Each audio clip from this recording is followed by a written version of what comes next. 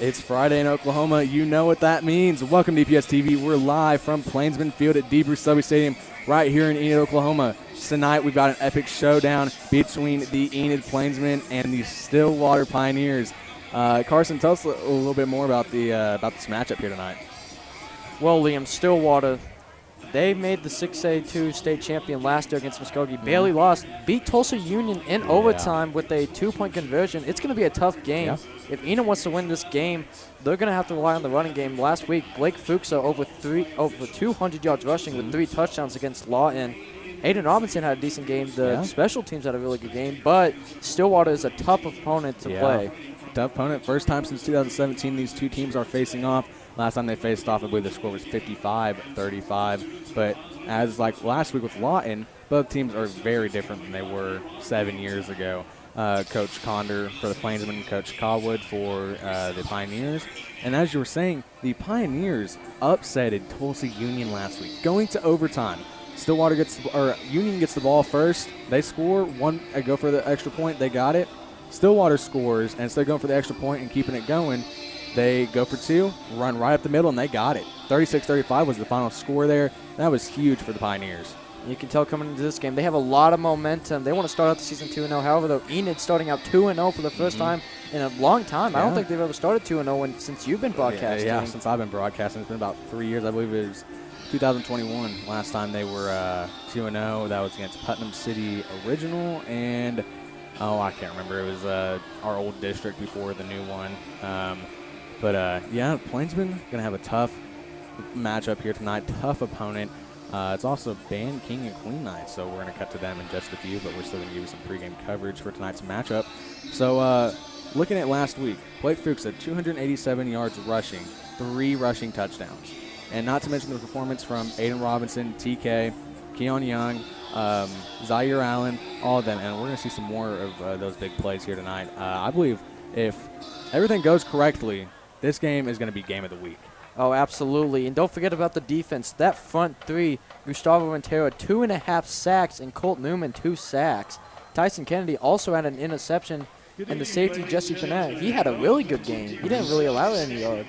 Definitely did, and we are going to continue our pregame coverage after Band King and Queen. So, ladies and gentlemen, let's send it down to the field to our Big Blue Band. I'm Liam Franklin, alongside Carson LaRue, and we'll be right back here on EPS TV. Our sponsor for tonight's game is Northcote Chevrolet. Northcote is your shortcut to a great deal. And also, be sure to grab the program from tonight's game. On page 27 is a coupon from Brown's Shoe Fit.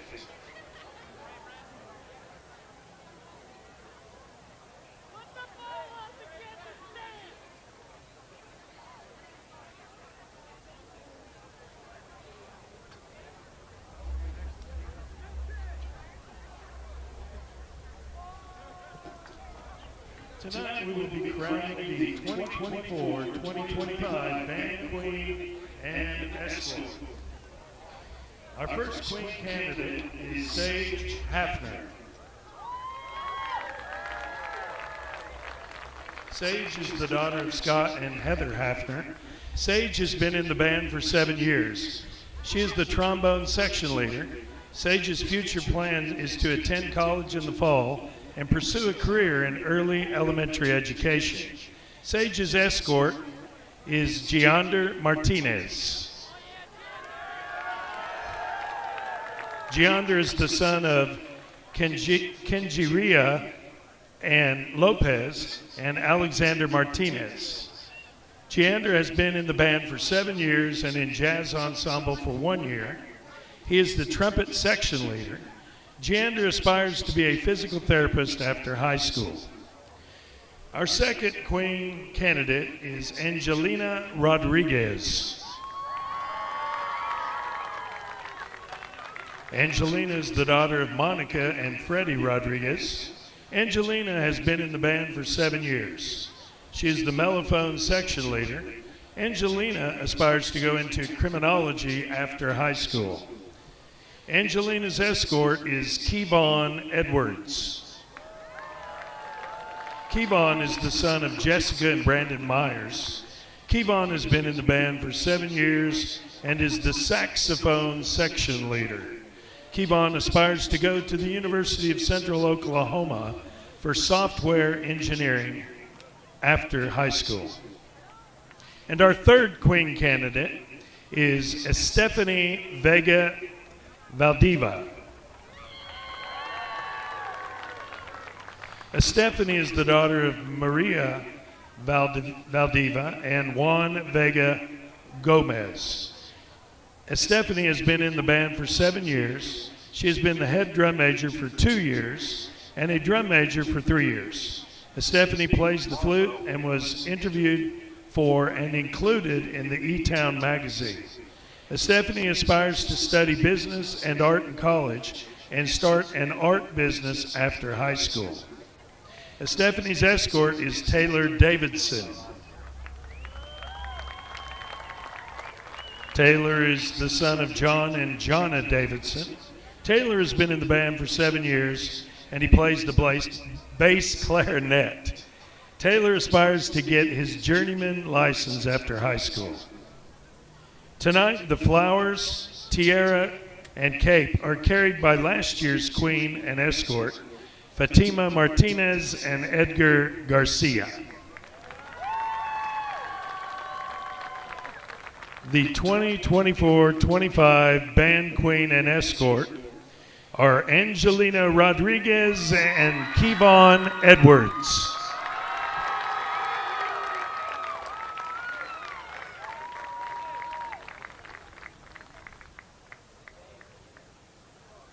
Kevon will now present Angelina with the tiara and flowers.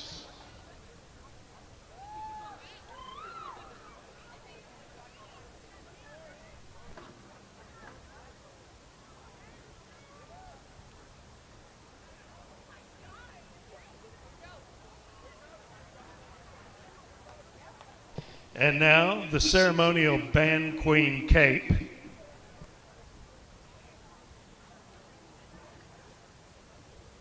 And the ceremonial kiss.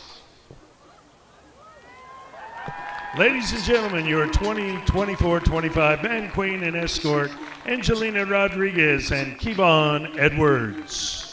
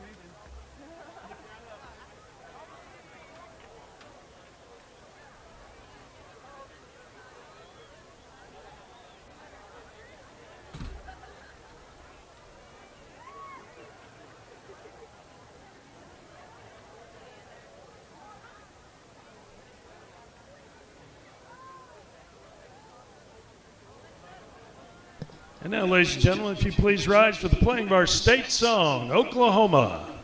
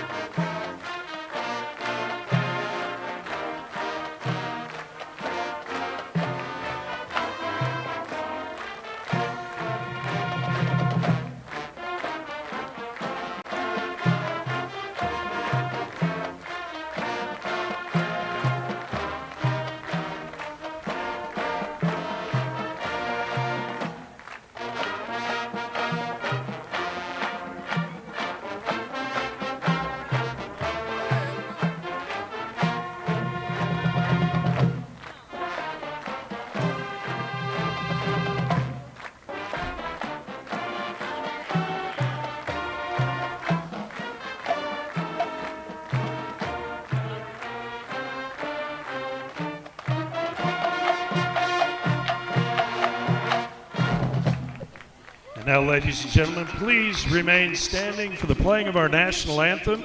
The colors tonight are being presented by the Enid High School Air Force Junior ROTC.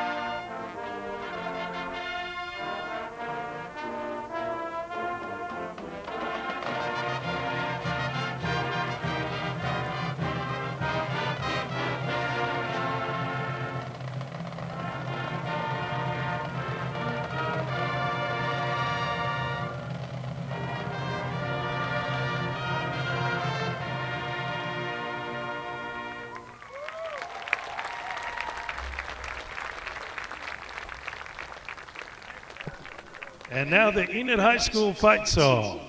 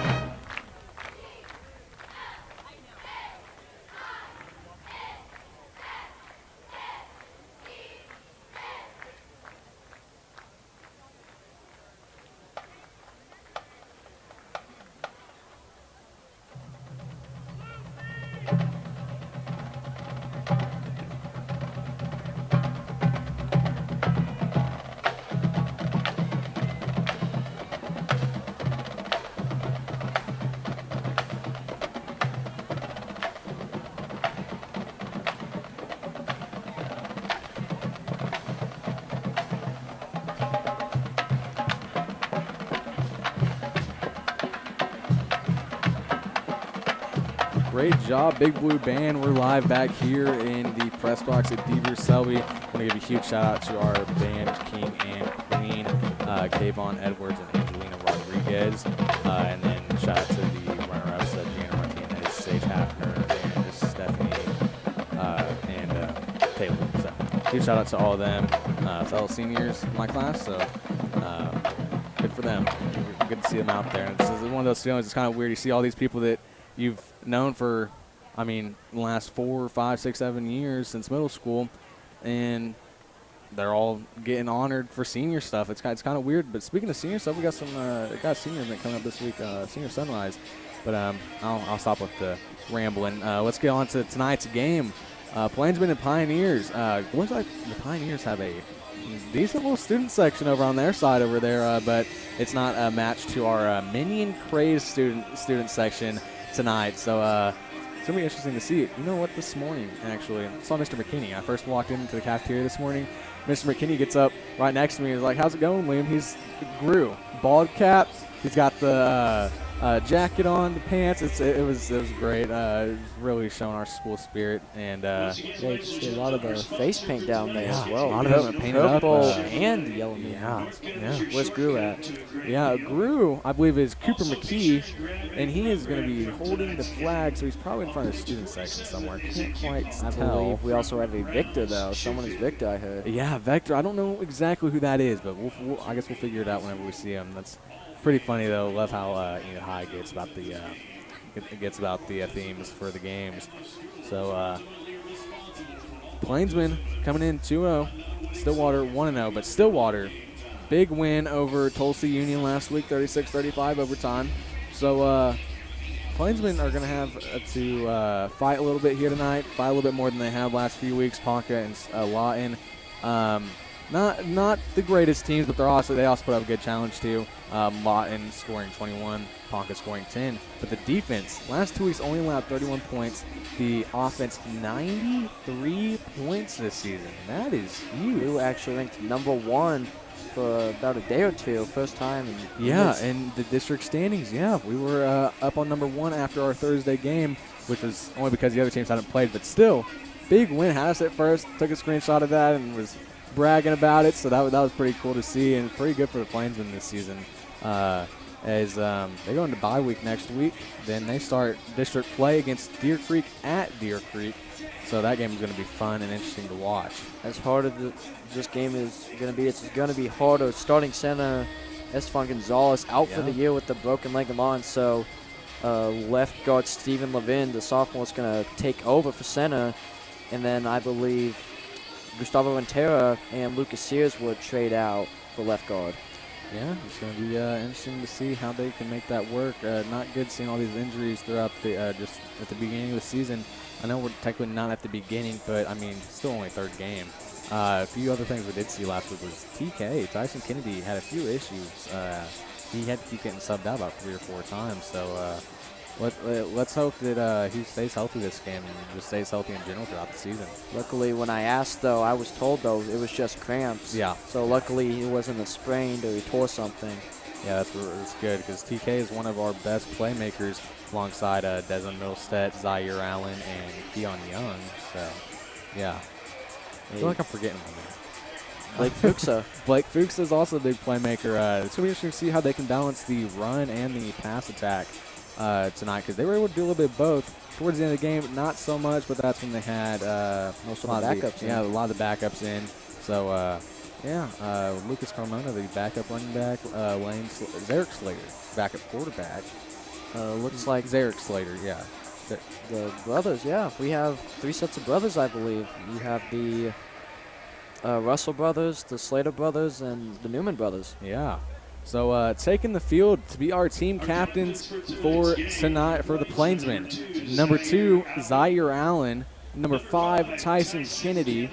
Number 10, Drayden Russell. Number 15,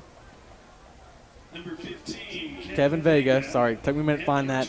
And then number 24, star running back Blake Fuchsa, putting up some big numbers last week. 287 yards rushing, 3 rushing touchdowns. It's almost giving us like flashbacks to Luke Rowell just 2 years ago. Oh yeah, he was Player of the Week as well for Enid's, for you, yeah. for me and Enid's Eagle, actually. Yeah, let's go through that. Tell us your Players of the Week. Last week, Blake Fuchs easily. At first, it was between him and Tyson, but after that amazing third quarter and fourth quarter, over 200 yards rushing and 3 touchdowns. And then on the defense, I had Gustavo Ventura, 2.5 sacks. It was either that or 3, but he had a really good game. It was between him and Colt Newman, who had 2. And then special teams, at first it was Drayden Russell with a fumble recovery on the opening kickoff, but Kevin Vega went 7 out of 7 on PATs. Yes. Yeah. He went 0 for 1 on field goals, but that was blocked, though. Yeah, so looks like we're going to get the call here. So Plainsmen are going to get the ball first. We're going to see this Plainsmen offense out first. We also got some other good games tonight as well. You got Edmond North, Edmond Memorial, little rivalry there. Jenks and Tulsa Union. Backyard bowl. Both are coming off a loss. Jenks losing to Wasso. Yeah, big blowout game there, 42-21. And I am apologizing for earlier. I was just told that the Zarek Slater and Lane Slater, they're not brothers, they're actually cousins. I just got told. Yeah. Other good games, Broken Arrow against Mustang, Norman against Santa Fe, Moore against Southmore. More War, and we also have Edmond tonight, so some pretty big rivalry games.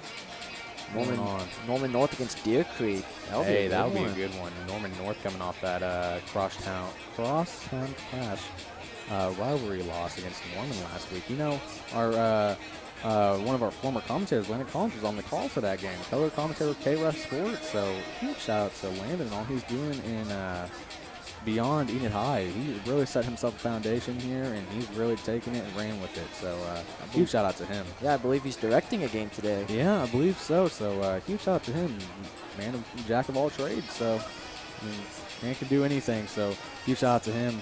Big helper with me whenever I first started commentating. If you guys don't remember, I started commentating in 2022 with girls basketball with Hayden Clark. If anyone remembers Hayden Clark, he was a color commentator for football and play-by-play for basketball for a little bit, and he handed the reins off to me about mid-season last year. And I took play-by-play, and he took color. And we called our last game during the Holiday Classic. So this is my first year.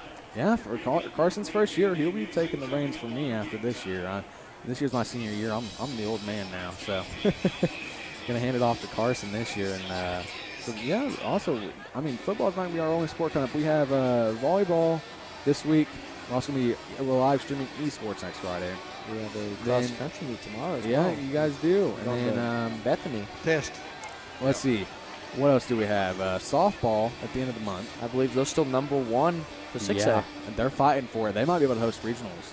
That would be huge if they could host regionals. It's been a while, hasn't it? Yeah, I mean, I don't know how long. They did well last year, but they didn't get to host regionals. They went to regionals at Broken Arrow. I remember that. Me, Mr. Procopis, and our old director, Kennedy Graves, we all went out to Broken Arrow, live streamed that game, and pretty good game. They ended up getting to the finals and won just off a last-second home run from the Tigers, the Lady Tigers. So, yeah. Well, Liam, I got to ask you, what do you expect from Enid tonight? What do you think we have to do to win this game? Well, the offense is going to have to be on their A game. They're going to have to play well and play right. They can't. The one thing they're going to have to limit is the flags. That's been an issue for the last 2 weeks, and it's something they have to fix. Like, that is a for sure have to fix, because that's going to cost them yards and it cost them points. I mean, it's huge. We saw a lot of flags last week just off little things by the Plainsmen. So they're going to have to definitely fix that this week. And they're also going to have to watch Stillwater's playmaking. The defense is going to have to do really well, too. Another thing, special teams. So at the beginning of the game, special teams for Enid was on fire. They recovered a fumble, and Kevin Vega was the kicker. Kept causing Lawton to drop the ball. So huge shout out to him. But it seemed like as soon as Lawton fixed their mistakes, Enid capitalized on it. Enid took it. And Enid had a few issues, but it wasn't on the receiving side. It was on the kickoff side. They were having a few issues with that. And pretty much let up a touchdown, and they almost let up another one, but there was a flag for that one. So yeah, luckily Tyson Kennedy was able to run down and tackle him. Yeah, a little horse collar, but again, a saving tackle right there. Yeah, that one that blocked a field goal at the end of the first half. So you think the offensive line coach, Paul Robb, you think he's been working on it this past week for holdings? Definitely, yeah, he's definitely been working on it, and hopefully the O-line been working on it too, because those flags, just something you don't want. I mean, Enid's probably had more flags than anything they've played so far, and in a game they probably had more flags, so they definitely want to limit that. We can see less flags here tonight. It'll be a really good game. Enid could beat, if this game goes well and both teams play up to their top tier playing ability, then we're going to have game of the week on our hands. It won't be Jinx and Union. It'll be Enid and Stillwater will have game of the week. Oh, yeah, Stillwater's got some ranked recruits. Last I checked, a 3-star tight end. Wow. And I've been told a 3-star edge rusher as well. Yeah. That's huge for the Pioneers. Definitely helps show why they are one of the best in this state, best in 6A2. As you said, they went to the 6A2 state championship last year. They were the runner-ups, losing to Muskogee 26-28. Muskogee's still doing pretty well this year. Jamarian Ficklin as their quarterback. He committed to Texas State. So interesting early commitment there. You'd think you'd maybe wait till after the season, but you got to understand the decisions. So he'll get better throughout the year, get some Power 5 offers as well. He keeps playing as well as he has. Oh, there's Grew down there. Grew down in front of the Plainsmen helmet. Out comes some of the band as well. Yeah, huge shout out to the band once again. Huge shout out to like I said, Jander Martinez is a good friend of mine. I want to give a huge shout out to him. Even though he didn't win Band King, it's okay. Still want to give a huge shout out to him. And Stillwater taking the field, but Plainsmen getting ready to take it next. You know, my players to watch for Enid today, put Blake Fuchs on the watch for the offense, but you can also put Stephen Levin since he's taken over for center and he's used to playing guard. And then on the defense, I'd say watch out for Maddox Hayes. You know, he's a hard hitter on this team. He's been tackling well. Yeah, he definitely has. So it's going to be interesting to see. Gustavo Renteria was another big one last week. 3 sacks. Him and Colt Newman, a deadly duo, even though Colt's listed as the backup defensive end behind Jared Russell. I think we'll see him in tonight, 100%. And the Plainsmen getting ready to take the field, led by Grew / Cooper McKee. And they're taking the field. Here comes the Plainsmen, led by Grew. Led by Gustavo and number 10 as well, Jared Russell. You can tell Enid's all fired up as well. Enid's pumped up. I mean, this 2-0 start has them all pumped up. I mean, it has to give them so much momentum tonight, which might help them tonight as well. Because last 2 seasons, they start off 1-1, and last 2 seasons, they lost to Muskogee, win against Ponca, lost to Muskogee, win against Ponca. So, and the year before, the 2022 season, also, they went 2-1 too. Before we get started, I want to just touch on something real fast. Unfortunately, Plainsmen lost one of their star players from 1983 championship team, Kelly Killen, the former tight end, number 88, I believe, passed away this last week, unfortunately. He caught one of the catches that sent us to the state game in 1983. Definitely helped our team get that state championship that year. Forgotten Enid team. They have loads of guys. Him, Lydell Carr. Yeah, Lydell Carr also on the team as well. So we want to send our condolences to the Killen family. And last time Enid made state, 2006, beating Mustang 55-7, then beating Owasso 35-14, then losing to Jinx 28-7 in the championship. Really good year. Last time. Yeah. The last time they made state, 2006, yeah.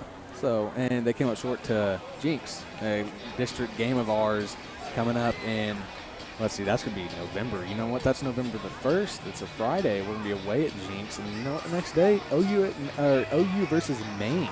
I'll be going to that game, my first OU home game. So that's going to be pretty fun. It's going to be interesting as well. OU struggled last week against Houston. The defense stepping up. So let's hope tomorrow against Tulane, who actually has a good team. Ooh, yeah, and that's a gonna be a rough former 5-star or 4-star went to Mario Williams, who committed to OU, then after his freshman year transferred to USC.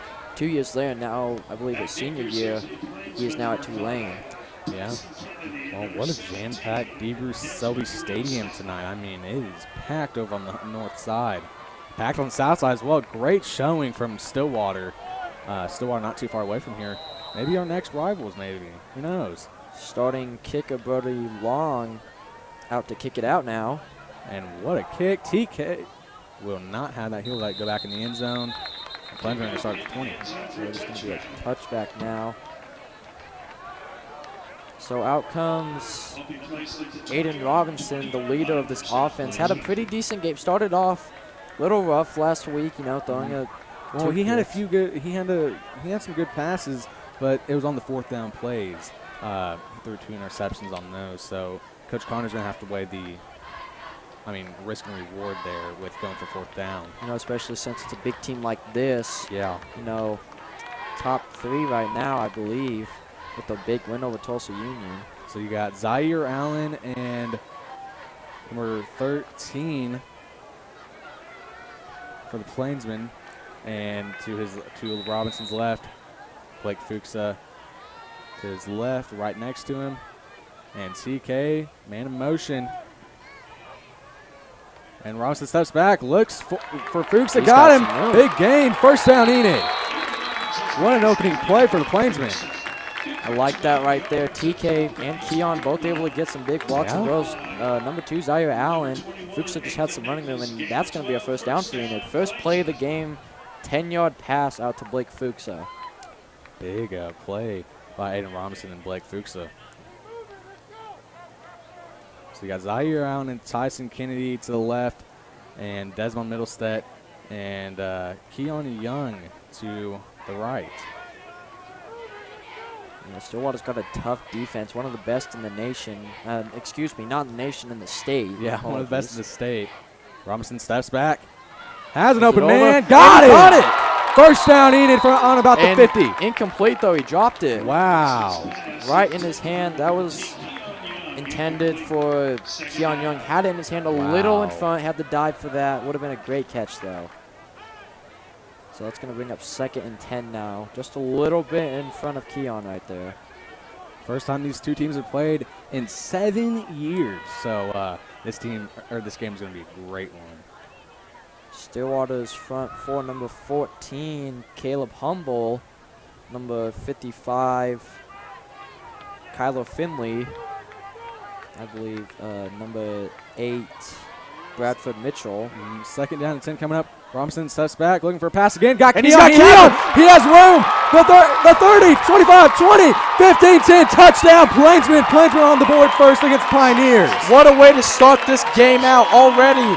A redemption for Keon Young. Wow, I didn't even realize there until I stopped. I held my breath there, and it just was like a big breath of fresh air there. So touchdown, Plainsmen. What a play. My heart is beating right now. You don't know how bad I wanted to jump up and scream out. What a play. Robinson to Keon. And they're doing the trick formation. They're doing the trick formation we see about once a game right at the beginning. It's going to be interesting to see what Conda's going to do here, though. Are they going to go for 2? They're going to go for 1. Looks like the backup QB, Eric Slater's in, though. He is and Blake Fuchsa's out there, too. But you never know with Enid. Kevin Vega right there, so it'll be Slater setting it up for Vega. 7 for 7 last week for extra points. Yeah. And this one. And he did not get it. His first missed PAT of the season. Doesn't matter, though. Plainsmen are up first. Third play of the game, I believe about a 70-yard touchdown for Keon Young. Defense has to do their job here. Defense has to keep Stillwater off the board. Well, you know, with that front 3, though, Gustavo Rentera, Lucas Sears, Colt Newman, Jarrett Russell, you could see a lot of pressure today. You could see blitz after blitz today. This is already looking like a new Enid offense. They've stepped it up already from last week, and they've been doing well. It's not like they've been doing bad. They've been doing well. Over 40 points each game they've played so far.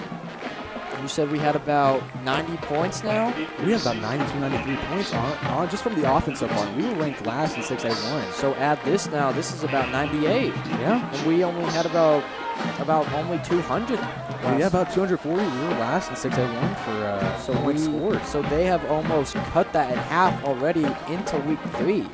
And what a pop from the crowd when we got that touchdown. That was huge. My heart skipped a beat as soon as he caught that, I think mine was too. I started just yelling 25-20. And Kevin Vega, that one's going out of bounds. That's going to be a flag. So they'll start at about the 30. That's the 30. Kevin's usually pretty good at doing those. You know, he did a lot of that last week. One of them resulted in a touchdown for Lawton, but still, though, most of the time, Lawton fumbled it, though. So, yeah. Kevin Vickers usually pretty good. That'll about hit up some of our sideline camera operators. Gabby Parker and Ryden G. So out comes the defense now. You can tell they're pumped up. They're ready. If they can keep them off the board and Enid scores again, that's huge. Enid just can't let off the gas after this. So the Pioneers will be starting from about the 35. Looks like they are led by number 6, Mason Schubert. Excuse me if I said that wrong. And Schubert, hands off, and they stuff him. Give it about 2 yards right there, though. If that, maybe 1. Tackled by number 18, Jarrett Russell. So, Carson, if Plainsmen are able to win here tonight, they go into district play after bye week against Deer Creek. Deer Creek, another tough team. We could see Enid on top of 6A1 this year. Oh, right now we are ranked 25th, though. And steps back. Schubert steps back, looking for a big pass. Might have it. Intercepted! Tyson Kennedy! The Enid legend. He might actually, I believe I saw an article today. He might set the state record for interceptions in a career. Add another one to that, though. Wow. The Plainsmen are performing on top notch tonight. On the second down and 8 play, TK read that perfectly and grabbed the ball. 5 plays into this. 3rd play of the game, a touchdown to Keon. 5th play of the game, a pick by Tyson. But they're not in an easy spot, though. They're on their own 3-yard line. But if Fuchsa or Robinson can make a few good plays, then, yeah, they're going to be out of that spot quickly. I am hyped up right now, Liam. I haven't been Ladies and gentlemen, this hyped up in a while. Yeah, this is going to be a good game. So this like I was definitely be an upset if Enid wins this. Like I was saying before, right now Enid is ranked 25th. A win like this possibly puts you in the top 15 since Stillwater beat Tulsa Union. The 6A2 state runner-ups. Stillwater's defense looks like they might trying to get them off sides. Little blitz right here, so let's see what they're going to do here. Have to be careful. Got away fast and got it. Does get That's it out. about 6 on the play. Brings up 2nd down and 4. Intended to Desmond Middleset. Give it about 4 yards right there. Yeah. So that gets them out of the end zone. I heard some people say that maybe Stillwater should be our rival game because they're close as well. And so is Ponca. Us and Ponca have been playing for 101 years.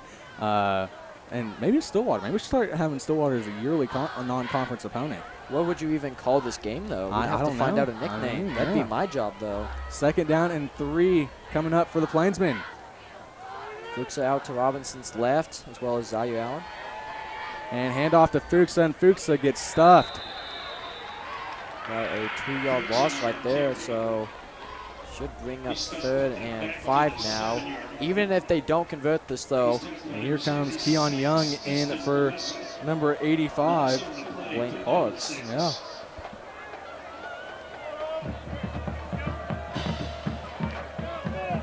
So to his left now, Blake Fuchsa, Tyson Kennedy, Zaire Allen. Out to his right, Desmond Middleset and Keon Young. Can't let the Stillwater pressure get to you. 9:03 on the clock. Robinson, flag on the play. So let's see. False start.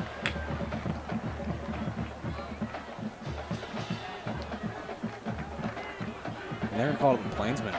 So it's going to be 3rd and 11 now at the own end zone, though. Even if That's you not don't, good. Even if you don't convert this, so as long as you don't throw a pick, a fumble, or But you also have to watch the punt return too.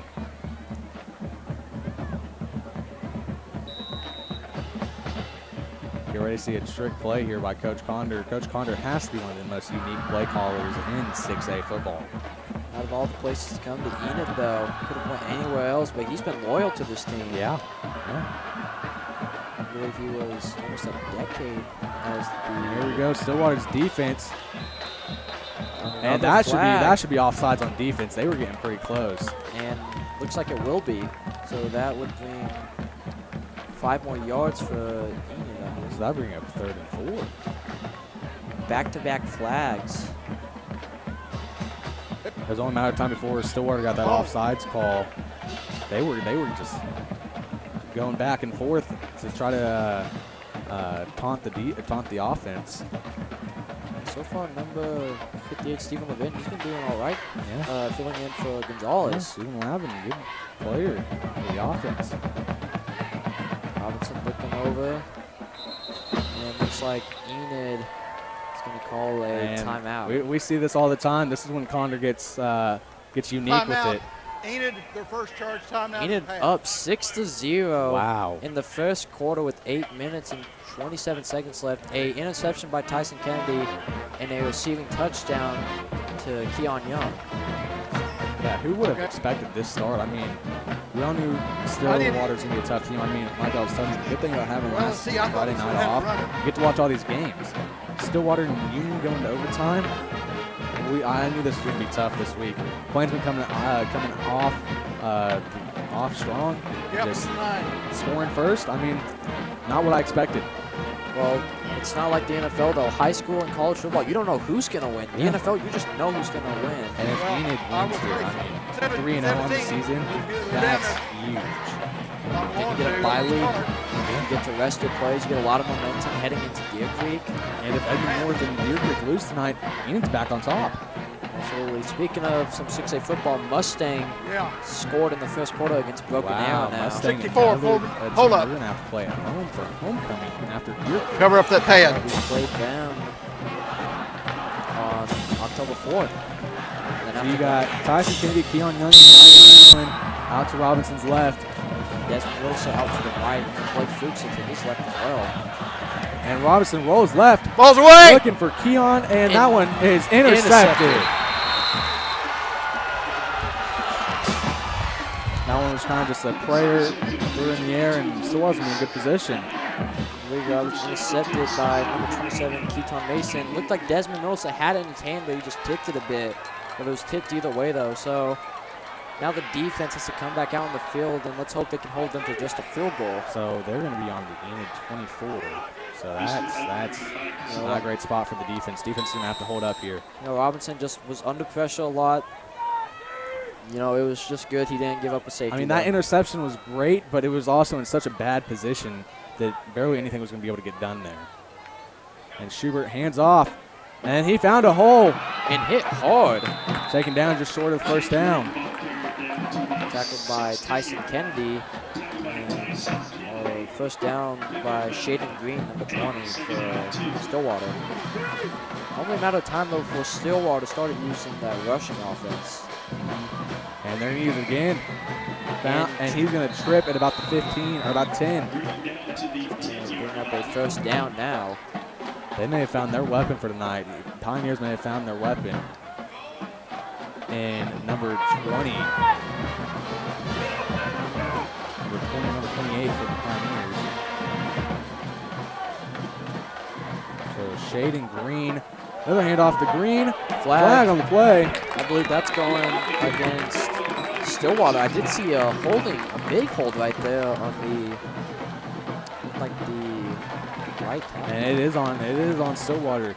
I mean, even if they don't get anything here, they still have a kicker. They have a pretty good kicker. Me and you, before the game, we were watching their kicker. I mean, we saw some going out for 35 yards. Yeah, 32. Brody. And wow, they are getting pushed back far.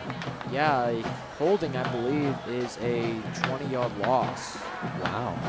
I believe it's 10-yard loss. Well, excuse me, first and 20, I believe. First and 20. Well, no, it's going to be first and 10, so a 5-yard loss.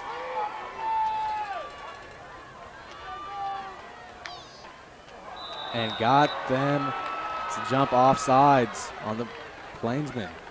So that should be first and 5 now for Stillwater. Stillwater student section of their own getting pretty loud. I mean, this is a big turnout from Stillwater. Yeah, Ponca City didn't have that many. I don't think Stillwater. Yeah, I don't think Ponca City had this many. You know, Stillwater has a loyal fan base, though. You know, Yeah. Oklahoma State is there as well. Yeah. And handoff to Green. And he gets stuffed up. Gets Not going to go too far. Maybe gain of 2 on the play. And Enid says they have the ball. Number 10, Jared Russell said he had it, but the refs are just going to wave it off. So this will bring up second, and I believe it's second and goal from what I just heard. It's second and goal, so they have to get goal here. From the Touchdown. Yeah, from the 14. Taking soccer there. Second goal from the 14. Schubert handoff to fake play, has man open, and that's incomplete. 3rd and goal coming up. I feel like even if that was thrown to him, that would have been picked off by Tristan Boxleck. He was right up there. So 3rd and goal from the 13-yard line. Stillwater still down a score. BAT would make it a Stillwater lead. So I don't know what they're going to do. They're going to play back and play it safe, or they're going to bring the blitz against them. They have to be careful here. We saw that Schubert likes to go deep. Tried that against Tyson earlier, but he picked it off. And faked it again, and they're going to catch him. And there's a flag on the play, though. Let's see who this is on. Taken down at the 10. That was tackled by a TK again, but there's a flag. And it's on Stillwater. Stillwater is going to be 3rd down, or I believe 4th down now.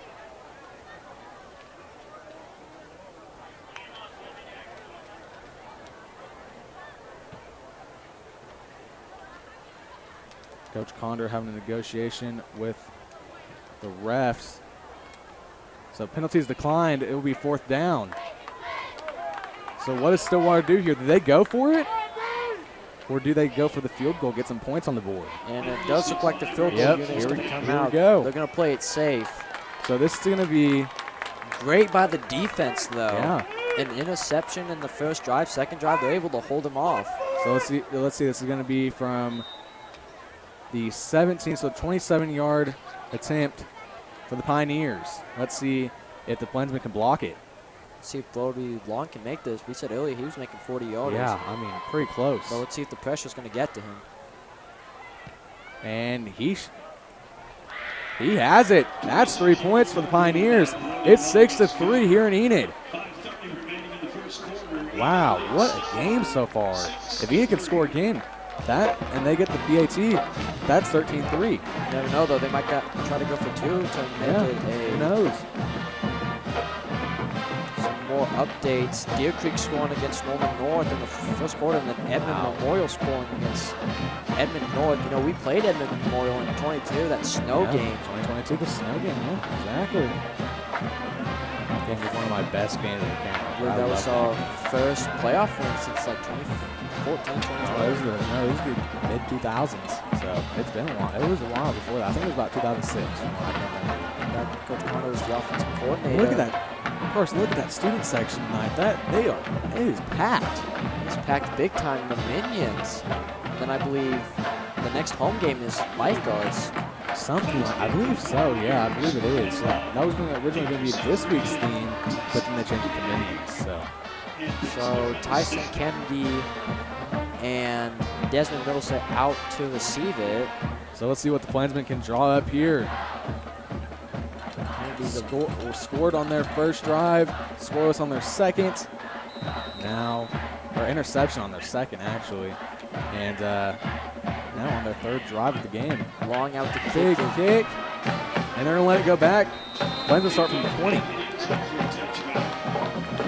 Last time they were in this position, they took them 2 plays and they were down the field and gone. Once again, ladies and gentlemen, our sponsor for tonight's game is Northcutt Chevrolet. Northcutt is your shortcut to a great deal. And also make sure you pick up a program for just $5.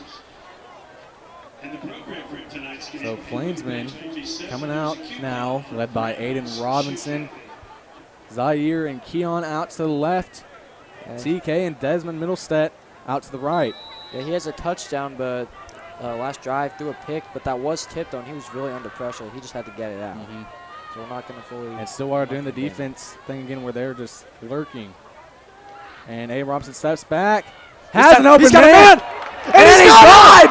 The 30, 25, 20, 15, 10. Touchdown. Enid Plainsmen are up 2 on the Pioneers. Desmond Middleset, what a touchdown. Wide open. No one was going to catch him. Ladies and gentlemen, that was awesome. Enid is on a roll, ladies and gentlemen. Number 13, Keon Young. My apologies, number 17, Desmond Middlestead. Enid's out with the special teams. Good formation again. I don't know what they're going to do, though. They're going to try to go for 2. But TK. And Carson DeBruce gets loud when you get those big plays. Yeah, lots of fans here tonight. The student section is packed. Yeah. Vega 0-1 for tonight, looking to make it 1-2.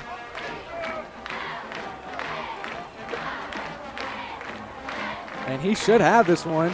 And it's good. 13-3 is the score now. Carson, what a game we have. In the first quarter, Aiden Robinson is cooking. 2 touchdowns already. Condor is happy down there. Rick Lewitgen also down there as well. What some plays they are drawing up tonight against the Pioneers. The O-line, give the credit to the O-line as well. They have given Robinson enough time as well. Yeah.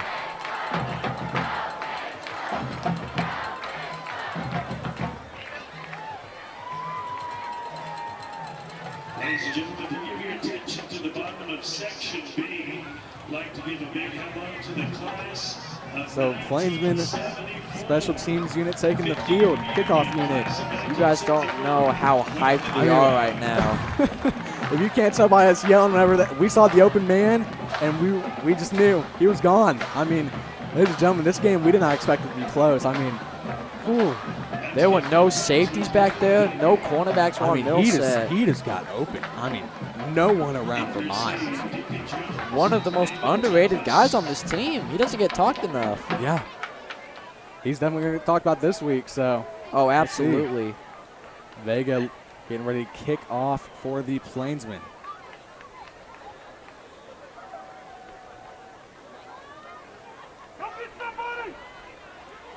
You hear the fans right now. Yeah, they're all pumped up. And he's going to try a little side. And this one's going to go out again. So another flag on Vega again. So they're going to get started at the 35-yard line. About where they started on their last drive. Wow, Carson, I mean, my heart is just pumping. And it's only the first quarter. We still got about an hour left of this game. Way over an hour. I mean, it's what, 7:22 now? We'll probably be here till at least 9:30. So let's say Enid wins this. This will put on 3 to say, you know, what are we going to put these guys at? You know, this was a prove-it game for them, and they proved themselves. So far right now, Enid's proven themselves. Carson, I mean, the Plainsmen, they're playing pretty well tonight. And it's going to be interesting to see how they can play for the rest of the season. Schubert, handoff, and they're going to false start on the offense. So I'll back them up 5 yards. 1st and 15 now. That's Stillwater's 3rd flag, I believe. Yeah, so they're the one having the flag issue tonight. He has only had 1 flag tonight, I believe. Yeah, 1 or 2, so yeah. What I was saying was we start district play after next week, after bye week next week. You know, Deer Creek, they're a top 10 team. Yeah. They're going to be a tough team to play. And who would have known? Enid this year might be a top contender. We might be seeing a playoff run. We might just have their first 3 games down. And big run there. Big hit. A flag, another flag. Holding. Let's see what the refs are going to say here. And it's going to be holding on Stillwater. Wow. So that's going to put them back. So that big run all for nothing right there, though. So it'll be 1st and 20 now coming up. 1st and 15. Yeah, 1st and 15 coming up. 5 minutes and 10 seconds left in this game. Excuse me, left in this quarter. Only the first quarter. We're already up by 2 scores. Wow. Can you imagine the Plainsmen score again? It's 20-3. Ooh. You can never say it's over, though, until that clock hits 0. I mean, yeah. I told you, Carson, if Plainsmen play well here tonight, we're going to have Game of the Week on our hands. Oh, absolutely. And the account on Instagram, Oklahoma High School Football, they're going to have to post something like this. They'll have to give Enid a shout out here pretty soon. They already gave us a shout out earlier with 1st and 25 now coming up for Stillwater. So a 10-yard loss right there. Excuse me, a 10-yard penalty. If the defense can stay up to par here, then we're going to see Enid back on the ball pretty soon. And Green, he's got some room. Got some room.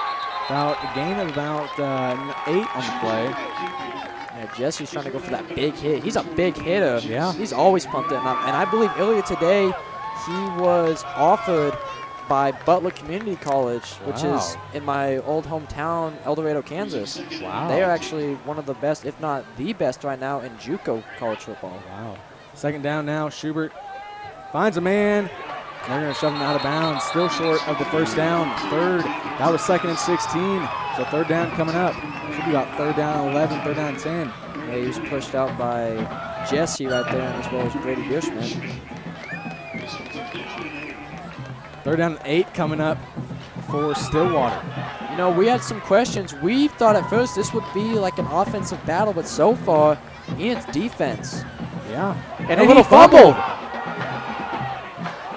Pressure. And he's having hard time. A flag. And he's still taking down big hit right there by Kennedy. If the flag is not against the Plainsmen, it's 4th down Pioneers. Fans are all hyped up. The cheerleaders as well, they are hyped up. Holding on the offense. So the Plainsmen are going to put Stillwater at 4th down.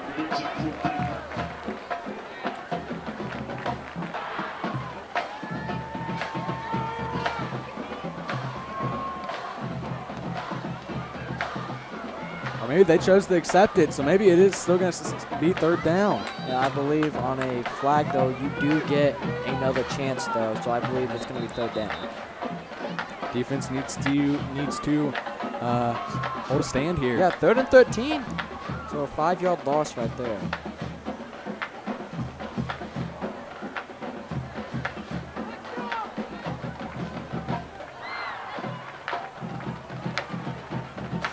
Big shout out to our Big Blue Band once again. Just bring all the pep to the game. Little sub out now for Stillwater. The band is all hyped up. Shout out to the band. And Stillwater's section pretty quiet right now. Debrus needs to get loud here. Student section's getting loud big time right here. And here we go. Under pressure. And nearly gets him. And they need to get him. And he's down again. Another flag thrown.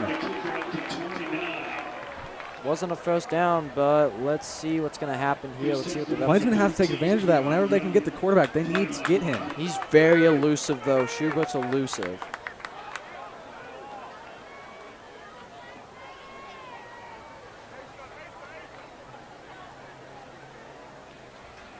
Sub out now, number 10. Drayden Russell's going to come out, and in comes in number 47. Face mask on the Plainsmen.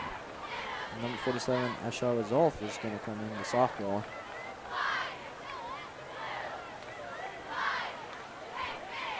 It's only a gain of 5 for Stillwater. Still 3rd down and 13. I mean, they haven't got off. They've had what? This is. Never mind. They're moving up a little bit more. This is what, their 4th chance on 3rd down, 3rd or 4th chance on 4th down. 3rd time and for they're going to have it on like 3rd and 2. 3rd and 2. So Plainsmen, you know, they might try to give out a little blitz here. You never know what Coach Shiz is going to do, though. Yeah.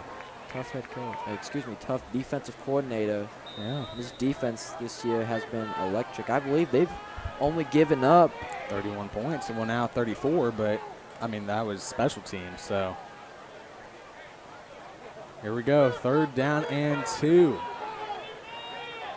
Ball at the 43, 4 minutes and 13 seconds left in the first quarter. And they're going to get the first down and some. And he's going to be tackled at about the 47, so Enid's 47-yard line. So a pretty good run by Shading Green right there. No huddle. So 3:47 running now. Schubert handoff to Green, and he got a trip. He kind of tripped there before he even went too far, so second down and about probably 9 coming up for the Pioneers. Zaire Allen coming out, and in comes in Tristan Baumfleck. 2nd and 8. My apologies. Schubert looking for an open man. Got him. And that might just be at the first down.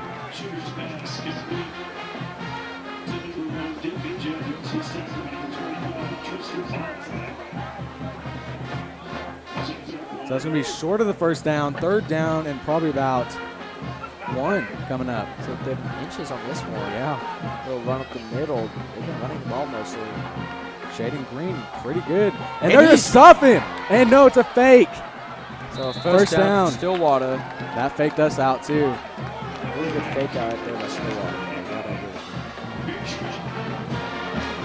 Number 18, Jared Russell checking in. Excuse me, he is checking out as well.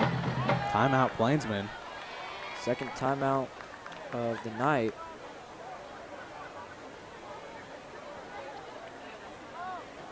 Interesting idea to use timeout this early in the game. 2 of them. Yeah. Some more news. Broken Arrow responds. It's now 7-7, first quarter. That game could be really good. Deer Creek still up 7-0. And so far, in my opinion, besides Enid and Stillwater, Tulsa Union and Jenks are having a pretty decent game. Jenks coming off that loss against Owasso, and Tulsa Union coming off that loss against Stillwater. Yeah. So 2:57 left in the first quarter. Plainsmen up 10 on the Pioneers. Pioneers looking to respond. It is first down and 10 from the 31. It's crazy. You told me the first quarter and we're up by 2 scores. Yeah, that's what we've seen from the Plainsmen. They started off hot.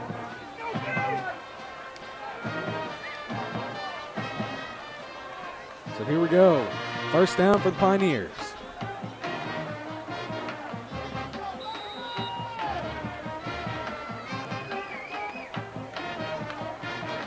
And hands off to Green. Green has an opening. Gain of about 7 or 8 on the 6 or 7 on the play. Brings up second down. They're going to do no huddle again, trying to tire out this Enid defense. And another big run there might be short of the first. That should be 3rd down, and I think that's 3rd and 2. Yeah. 3rd and 1. 3rd and 1, yeah. Watch the fake. No huddle again. And a flag.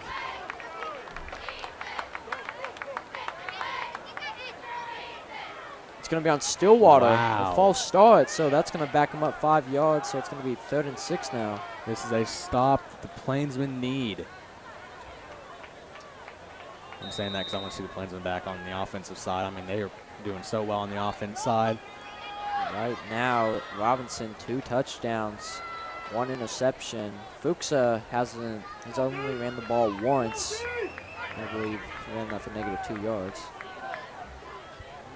Well, the passing game is working very well tonight, so. And Enid's gonna jump offside, so that's gonna bring up a 3rd and 1 now for Stillwater. That's the 2nd time they've caught Enid doing that. They can't let the Pioneers get to you. 3rd and 1 now. What's Schubert gonna do here? And he got the first down. And it wasn't Schubert. It was Schubert that took the ball. He's gonna get the first down up to about the 15. Looks like those read options have been working for them. So Wyatt Newman coming out for the Plainsmen. has a man. Might be able to get in. Touchdown, Stillwater. Stillwater's first touchdown. It is now 13-9. Yeah. So it's PAT. Game's a 3-point game. Plainsmen have to respond. They don't have to, but it would be great for them if they could respond. That would put them at 20 points. And, well, might want to pull away in this game. So.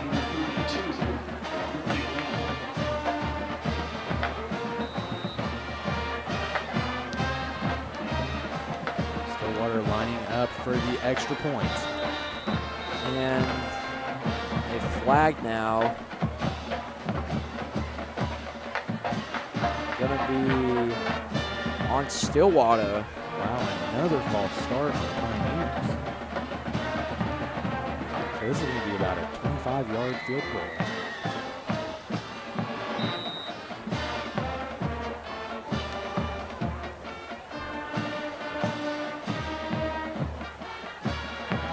And here we go. That one is good. So it is now 13-10 with a minute and 25 left in the first quarter. We get to see the Plainsmen back on the field. The offense back on the field, led by Aiden Robinson and Blake Fuchs.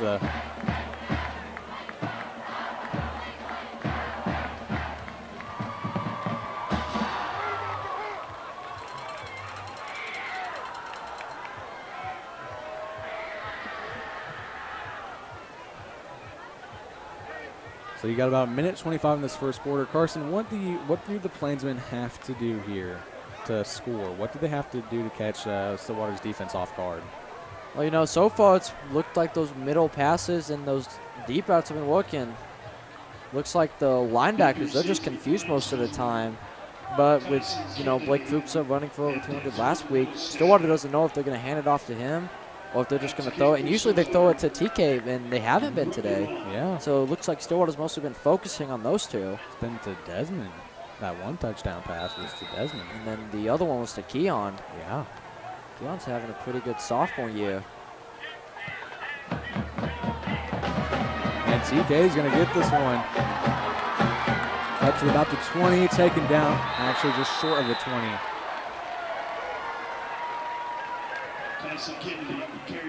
So here we go, offense taking the field. So it's been score, turnover, score. So looking to make that another score on the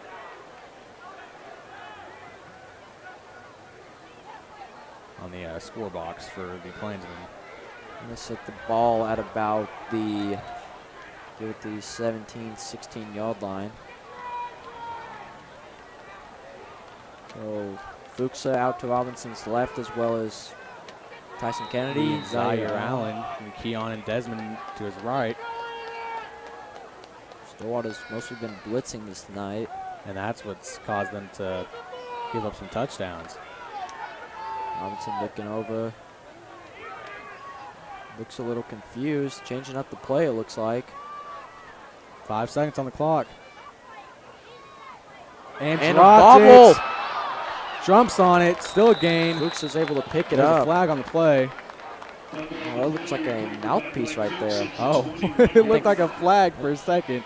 So still a gain on the play, just not exactly what the Plainsmen wanted. I think Blake Fuchs accidentally lost his mouthpiece diving for that. It looked like Stillwater grabbed onto his hand a bit when he's trying to dive. That might have for been it. a gain of about 3 or 4. Yeah, 3. That Second and 7. So little confusion, but Yeah.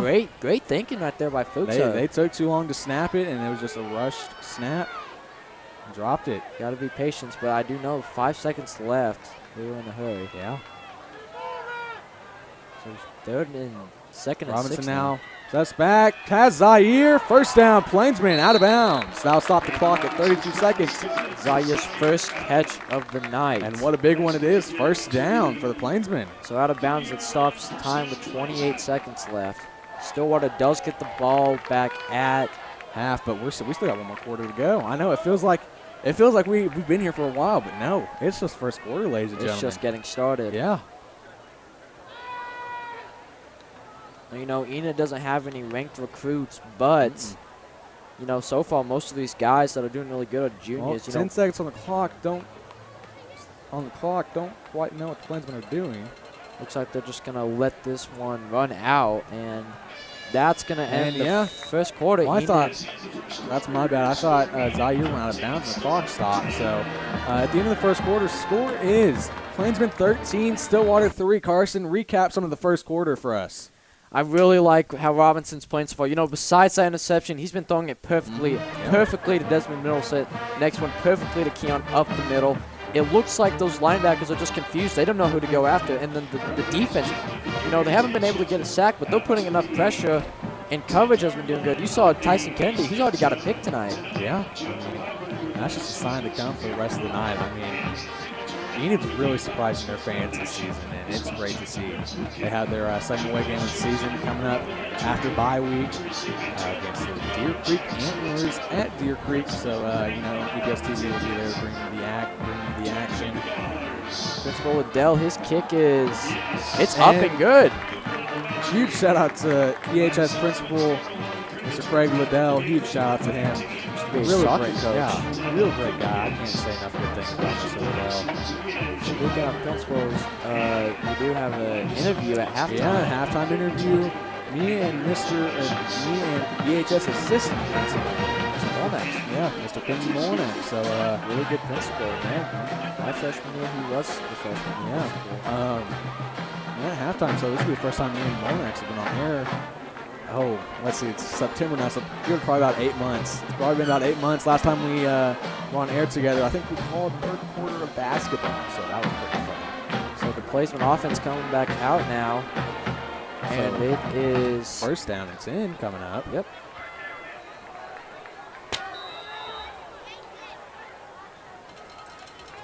Only ran the ball twice tonight. One was a fumble, the other one was a 2-yard loss.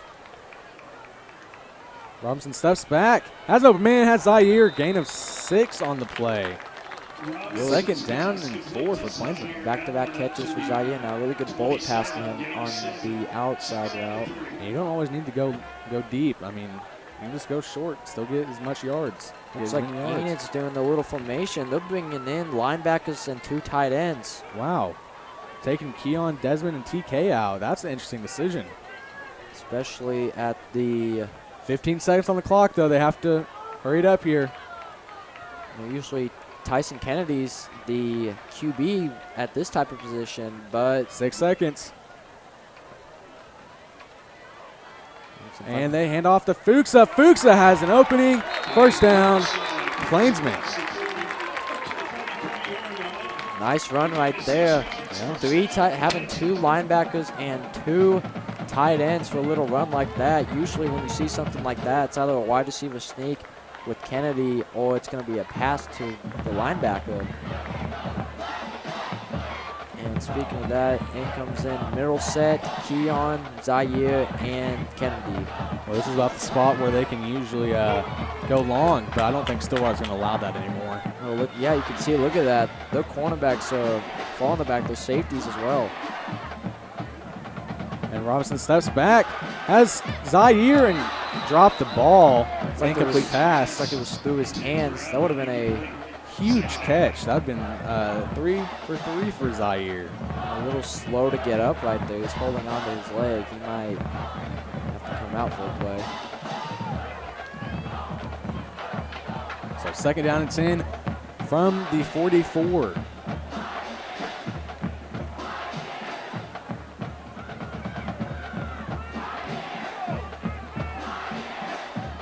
So second and 10 now.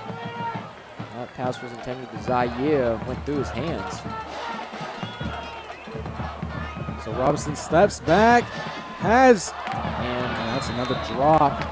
Now what the Plainsmen need. Dropped by Keon, so that's going to bring up 3rd and 10 now.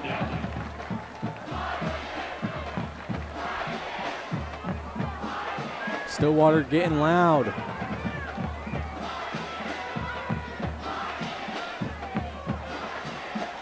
Third down and 10 from their own 44. What do the Plainsmen do here? You have TK, Keon, and Desmond to your right. Zaire to your left. And you got Fuchs in the backfield. 12 seconds on the clock. You're going to have to hurry up. It's in. This could be a trick play, though. Enid's been known to do that this year so far. 3 seconds. And high snap. Got This one's TK. out to TK. And it's going to be short, but only about by 2 or 3 yards. What's You know what Connor's going to do here. What's Connor going to do here? You know, even though we are winning, though, Stillwater's way better than the last 2 teams we played, so yeah, don't want to get and back. they're keeping. Oh, And yeah, they are going to go for it. They're going to bring out the play. Looks like they might go for this. interesting. They might put TK at quarterback. And yeah, they are going to go Yeah. for it. They're going to do the little play, the wide receiver sneak, I call it. If they can get this, that's huge. 4 halfbacks. 4th and 2 now coming up. What's TK going to do here? High snap.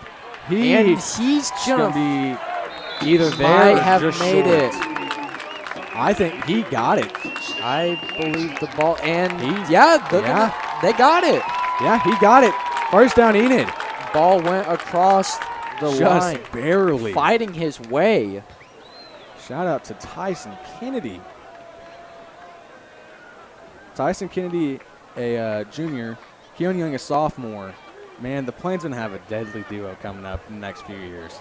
Yeah, next year you're going to see those two, and then you'll see Lucas Carmona, the junior, as a running back, and then you'll see Zarek Slater, QB. Most of the O-line, though, a lot of them, some of them seniors. And Robinson steps back. And almost Nearly picked off. intercepted. That was a good hit, Wow. though, by Zaire, though. Able to save that. Plainsmen have to be careful. That was close. Yeah, lucky Zaire was there to knock it out of his hands with a big hit.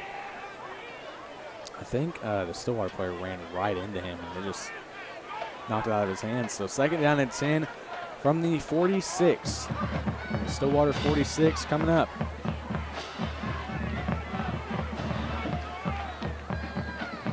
Three wideouts out to his right now. Could see a little screen right here. And Stillwater's doing their defense lurk. And has TK. Has a little bit of an opening, and he's going to get stopped. About a gain about 4. If he would have broken that tackle, he would have gone way further. He would I believe he would have gone to the 30. So they're going to call that about gain of 4 or 5. Gain of 4, 3rd down and 6 coming up. Big 3rd down for the Plainsmen. Desmond to the right, TK, Keon, and Zaire to the left. O-line today, they've been working hard today. They haven't given up a sack at all yet. They barely allowed any pressure so far. High snap once again, rolls left. It's going deep. Has an opening, maybe. Zaire might. And almost intercepted by Stillwater, 4th down and 6. That pass incomplete.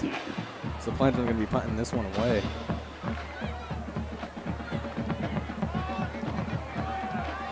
Offenses. Maybe they'll go for it. 4th and 6, that's risky. They went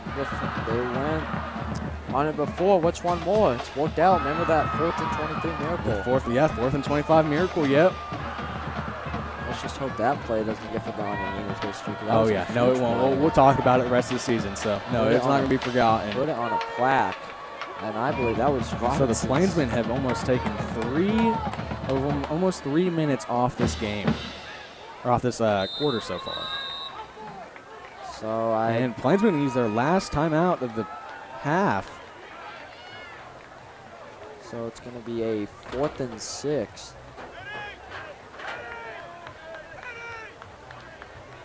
More updates. 2nd quarter, Mustang up 14-7 against Broken Arrow. Jenks and Union still tied in 2nd. Yukon against Sapula up 7-0. Deer Creek up 7-3 against Norman North. Edmond Memorial up 15-7 against Edmond North. Owasso up 21-0 against the Sandites in the 1st quarter. And of course, we got what's looking like maybe game of the week between the Plainsmen and the Pioneers.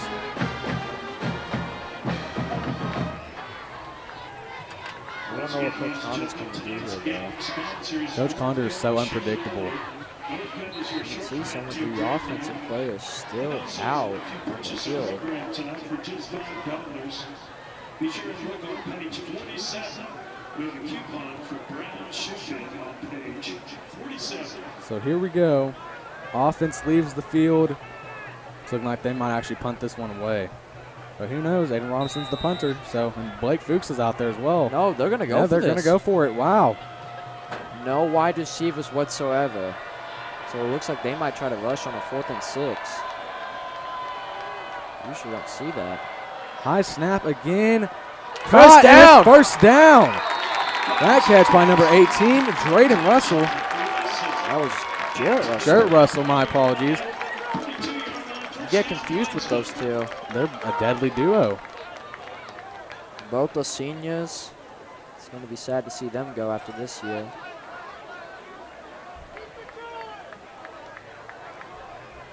So first down and 10 off the completed 4th down play. So they're in Stillwater territory now at Stillwater's 32-yard line. 2 wideouts to his left, 1 to his right, Desmond to his right. Taking so much time off this clock. Good idea, though. Keep it out of Stillwater's hand. And another high snap. They have to be careful on that, and Blake Fuchs just gets taken back. Well, you know, Stephen Levin, he's still getting used to being center, you know, mostly playing left guard. Yeah, have to be careful. I mean, those have been about 4 or 5 high snaps consecutively. We're just lucky he hasn't snapped it way too high over Robinson's head. Yeah. So I believe that was a 4-yard loss right there for Fuchs. So what are the Plainsmen going to do here on 2nd and 14? Desmond to the right, GK and Zaire to the left.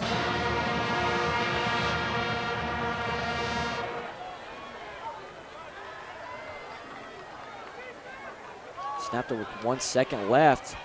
And another opening, and it looked like that one might have been intended for Tyson Kennedy, but Zaire took it instead. I think that one was intended for Zaire, but a little too high, because if that one was intended for Kennedy, that would have been picked off. Mm-hmm. So 3rd down 14 now. Some of these dropped passes could have been big plays. Oh, yeah, that one to Keon would have been a 1st down. The one to Zaire, though, went through his hands. That one hit him, and I think that one hit him in looked like in the hip a bit. So 3rd down coming up. 14 to go. They're playing back, though. They don't want to risk it. Robinson steps back. Has an opening. Got him! Keon, 1st down, Plainsmen. Keon's having a game tonight. Yeah, I was about to say, what a game for Keon Young. We talked about Ponca City, how he had a huge game, offense and defense. So far, he's already had a touchdown tonight. So, real fast, we're into the Mark Ray Plainsman chant. Go, go, go. Go, Plainsmen. Yeah. Mark Ray in the next room getting real excited.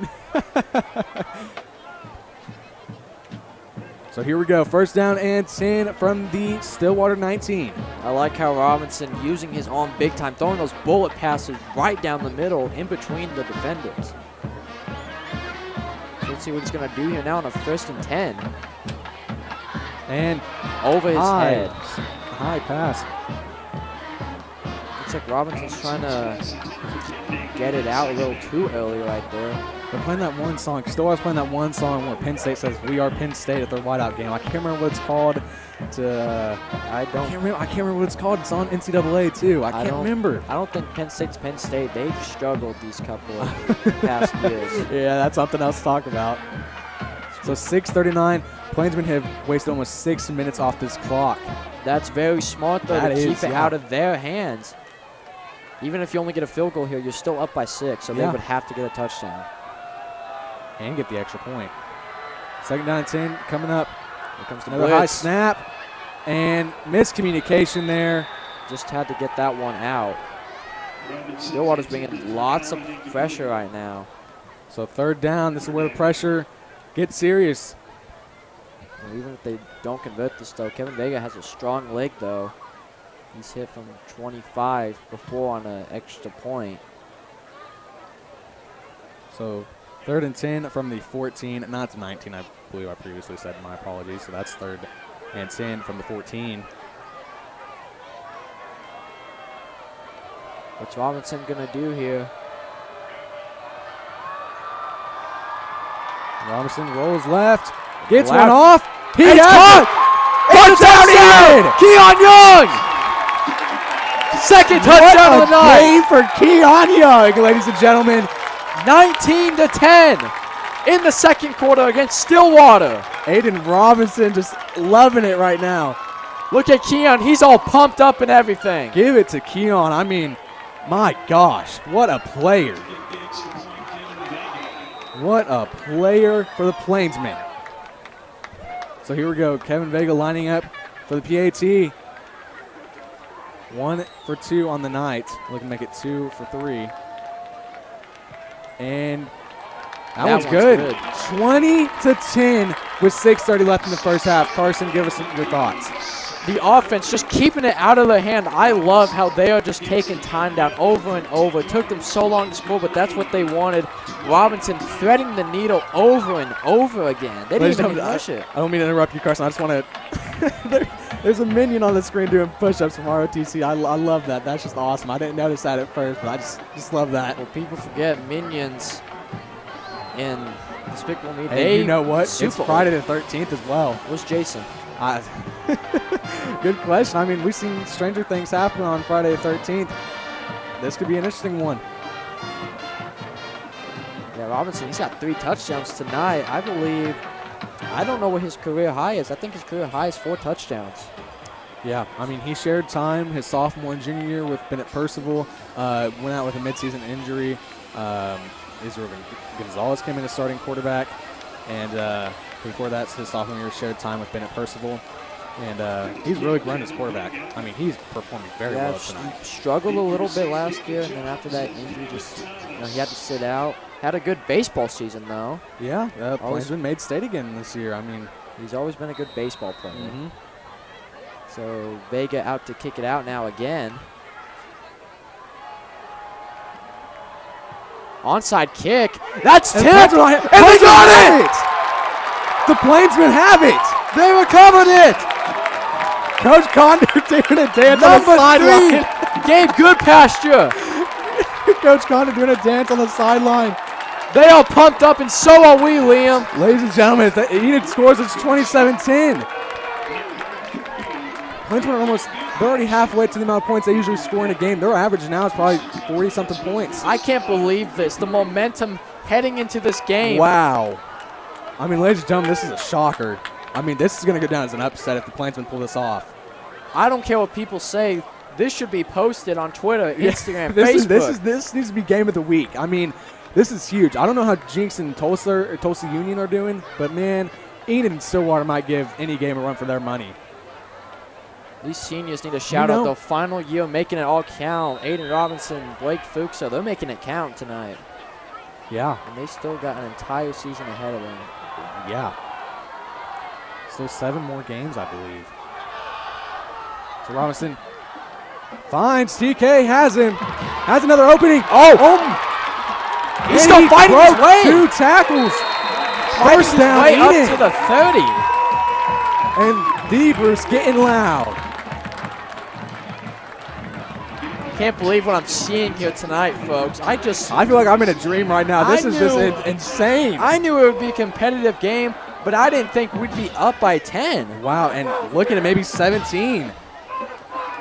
The fans are even getting pumped up right now.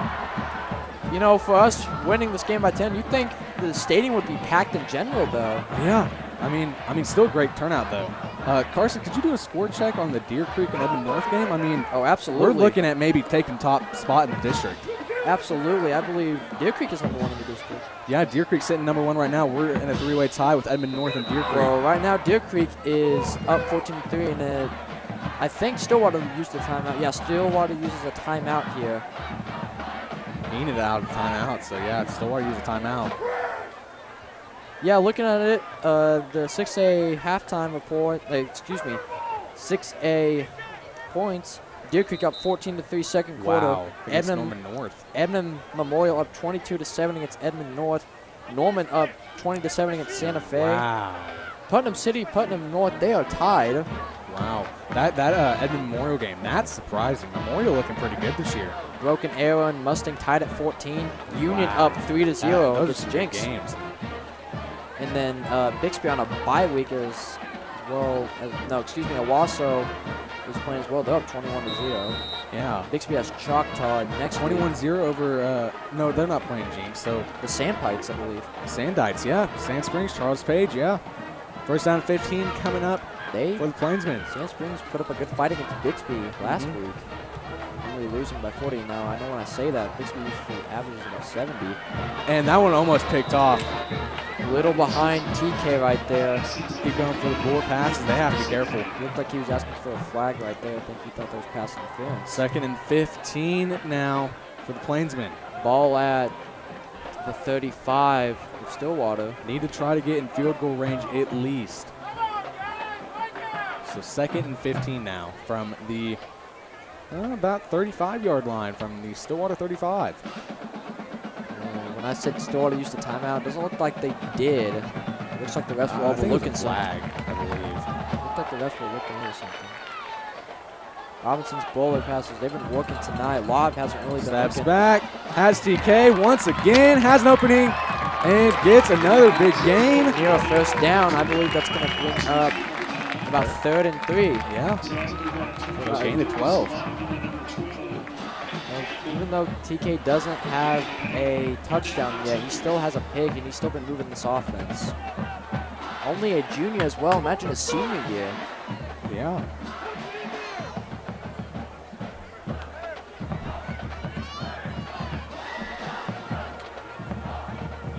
So here we go. 13 seconds on the game clock. 5:35 left in the first half. Plainsmen 20, Stillwater 10. So handoff to Fuchsa. Fuchsa's Goes goes nowhere. That should be face mask. And it is going to be a face mask. That's going to be a first down for Enid. Wow. Yeah, Fuchsa just got bobbled up right there. Good on him, though, for drawing the flag. And he's They have to be fighting. careful with the high snaps, though, especially on the run plays. Seems like they get like all kind of confused with the high snap. Gets handed off, and they read right through it. So face mask on Stillwater. And TK doing a little pose. Yeah, he's pumped up. Everyone is on the Enid sideline, even the defense and special teams.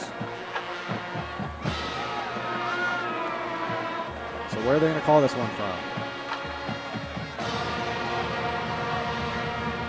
Robinson's coming over to. Looks like Robinson's going to come out. And Enid might try their wide receiver play with TK again. So where are they going to be spotted at? Let's see. It's going to be first down. Yep, you're right. First down. And it's going to be from the 15. Enid has a chance to score once again. And it looks like they are going to try their play with Tyson Kennedy. The trick play. The wide receiver sneak. No, I don't think I've ever seen in my life in football a wide receiver sneak. I mean, you can say these are weird plays all you want, but it makes for a unique and entertaining game. They work, though. Yeah, they definitely do. Looks like Stillwater is going to be using a timeout with 5 minutes and 16 seconds So left. that's going to be their first timeout of the half. As you said, 5:16 left on the clock. Stillwater kind of running out of options here. I mean, Plainsmen, they're doing well right now, but there's still a whole nother half to play. They're going to have to keep their game up. Momentum heading into halftime, though. It's in their favor, especially even if they only get 3 points, though, it's still in their favor. They have to really try not to let Stillwater score because Stillwater gets the ball back. We also got some college games on tonight. We got 2 college games. UNLV against Kansas. Kansas lost last week in upset. Yeah. They're up 17-13 in the third. 20-ranked Arizona against 14th K-State. Wow. K-State almost got upset last week. Oh, yeah, but in my opinion, Tulane should be ranked, though. Tulane, hey, I'm telling you. Hey, look at our student section. Look at our student section. Look how packed it is. They're getting hyped up look big at time. That. Shout out to all my teammates down there. I can see Blake Jensen, Carson Nault, some others down We wish you there. guys a good luck. Thank you. We had that meet last year for conference, and it was our first conference win in a long time, JV and varsity, and I got huge shout out to the clerk too, Coach DeClerk. So Plainsmen offense back out once again. TK as quarterback. wide receiver TK sneak. just runs it. He's got an edge. And gets taken down. That's a first down, I believe. He might be just short. Let's see what they call it. Depends on where that knee hit or the elbow. It might be. Yeah, it's going to be just short. Gain of 7 on the play, 2nd down and 3. 2nd and 3 now. So A first down has the Plainsmen right, just ready to push it in. Touchdown Enid. So 4:48 on the clock. Plainsmen are to run this clock for all they can. keep it out of Stillwater's hands. It's been working tonight, though.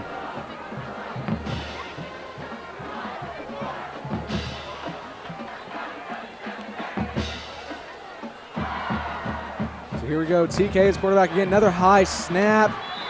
I told you, Carson, they have to be careful of those high snaps. Oh, yeah. O-line's struggling a little bit on those high snaps, but Now you got to think maybe they need to put Ada Robinson back in. well, you know, it's been working so far, though. And number 10, Drayden Russell's going to talk to his coach. Looks like they're still going to try that base. No more high snaps, though. Oh, but you know, he's still getting used to it, you know? Yeah. Used to playing guard all the time. So 17 seconds on the game clock. 3:54 and counting. 3rd down and 5. Looks like he'll pass. And TK. Got it! Got it! First down. Might be just short of first down, actually. Let's see where they spot it. Jarrett Russell. First and goal for the Plainsmen. 2nd reception of the night for Russell, linebacker. The Russell brothers are absolutely cooking tonight. Excuse me, Jarrett's the edge rusher. I mean, either Drayden. way, Russells are cooking tonight. I hope some schools are looking at this game Yeah, tonight. I mean, They got Aiden Robinson showing out. they're at about Stillwater's 5 right now, 1st and goal. Score right here might put this game away, though. But So like, look with that formation, TK. 4 halfbacks, Wow, that was. all moving up. So here we go, TK gonna run it up. And he's going to get about a yard right there. We're back to the line of scrimmage. So I guess they're gonna keep TK in as quarterback for at least the rest of this drive. Look at that, 2:45. And it feels like it's the 4th quarter. Has Stillwater even touched the ball at all this quarter? I don't think they have. I don't think they have because Enid went for the onside kick. That's just crazy. Stillwater has not touched the ball at all this quarter, guys. I mean, this is, Insane. We Wow. didn't expect this. I mean, We expected it to be crazy. a close game, but not like this. wow. We're still going to keep that 4. So here we go, 2nd and goal from the 4. There's 4 tight ends in, and they're going to motion out left. The Russell brothers both motioning to the left. And flag. And that should be late hit on Stillwater. On Enid. And the call is going to be on Enid.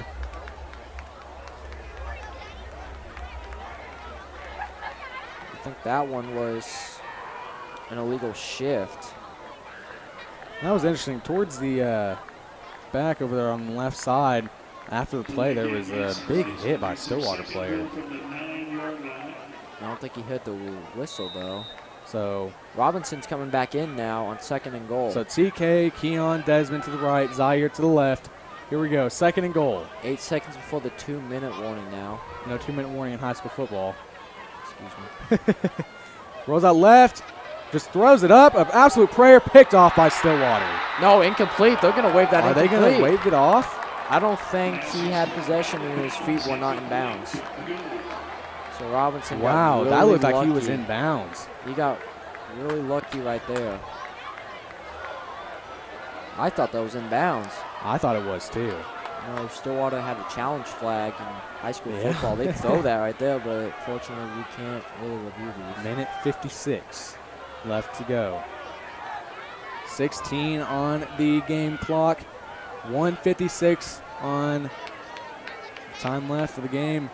TK, Keon, Zaire to the left, Desmond to the right. Haven't really ran it much with Fuchsia, but it hasn't really worked when they have. And they might have an opening. Overthrown. And that's way overthrown. 4th and goal. What did the Plainsmen do? If they go for it, They have to score. they have to score.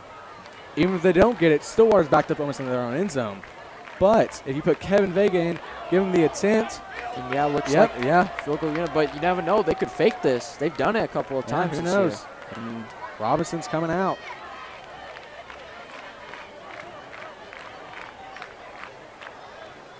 So 0 for 1 on field goals. Looking to make that 1 for 2. It was blocked against line. It looked like to be about a 40-yarder he was trying to hit. And I believe this one's going to be about a 19-yarder. Let's see if he makes this. And that one is gonna be good. Wow, 23-10. His And first that's going to be a field goal. 31-yarder. That was, or no, not 31-yarder. My apologies. That's about probably 29, 28. No, that was from the 16, so that's 26. 26-yarder, and that field goal is good.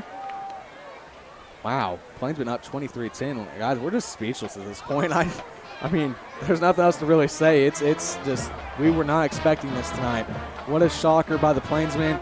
I think Plainsmen are shocking Stillwater as well. Stillwater might be on just a little bit of fatigue from all the partying they probably did after the win against Union. I mean, I saw some TikToks on my For You page of them partying after the game. So maybe, or not partying, but like getting hype in the locker room. So, I mean, who knows? Oh, yeah. Speaking of Union, they're still up 3-0 at halftime against Jinx. Wow. Deer Creek up 21-3 at half. Mustang up 21-14, about to head into half. Yukon up 7-0 against Salupa second quarter. Edmond Memorial up 22-7 second. Norman still up 20-7 against Santa Fe. Yeah, that game was good. Norman and Santa Fe, real good game. I mean, Norman really proved himself. They're in our district this year, a newcomer. So going to be interesting to see how the Tigers can play in this new district. It's getting dark in here. Decided to turn some lighting up in here. Yeah, and we got Mr. Kendon Molinax coming in about a minute and a half. Little sideline kick. That's going out again. That looked like that might have hit a fan. So let's hope it didn't. That could be a collectible for a kid, though. Nope, looks like they're going to throw it back. So the defense coming back out, only have allowed a touchdown, but to be fair, Stillwater has barely had the ball. They haven't touched it once this quarter at all. This is the first time they're going to be touching this ball all quarter. A minute and 48. They do get the ball at halftime. Even if they get 3, though, that'd still be a win for them. They'd only be down by 10, but they are down by 16 right now. Plainsman defense needs to hold strong here. Hand off to Green. And Green's going to get taken down. About a loss of, give it a yard right there. Yeah. So about second down and 11 or 12 coming up. We're down to about 95 seconds left in this first half. What's Stillwater going to elect to do here? Well, right now the passing game hasn't really worked for them. It's mostly been rushing up the middle, but it looks like that's been stopped a bit. Yeah. Doing no huddle again. And Schubert steps back and almost had an opening to tackle him. They're going to get him out of bounds. Nope, he's going to get he's might be just short of the first. Scrambling type of QB. They've been putting some pressure on him. They've been having a hard time trying to get him. So, yeah, that's going to be a first down. And that's out of bounds, so that stops time. At a minute 12. Plainsmen need to take advantage of it. When they put the pressure on the QB, they have to be able to stop the QB. Ball on their own 45, first and 10. Schubert steps back once again, and he's just going to scramble again. And another first down. Wow. You got to put a QB spy on him now. Yeah. So that's going to stop the clock at a minute 4. Trying to get in field goal range. Almost in field goal range now. That might just be what the Pioneers are doing. They're just going to keep having Schubert scramble and go out of bounds, so it keeps saving time. They still have 2 timeouts as well. Another injury on the sideline, number 6, Asher Thompson. Don't quite know the specifics, but and Stillwater, another catch, and it's going to be short of the first this time. It's going to be inbounds, but flag on the play. I believe Thompson did something to his leg. Yeah, I think it was at Lawton, I believe. I got talked to him a little bit this week. I believe it was at Lawton. He's the backup kicker. Good soccer player as well. So they're going to stop the clock at 42 seconds.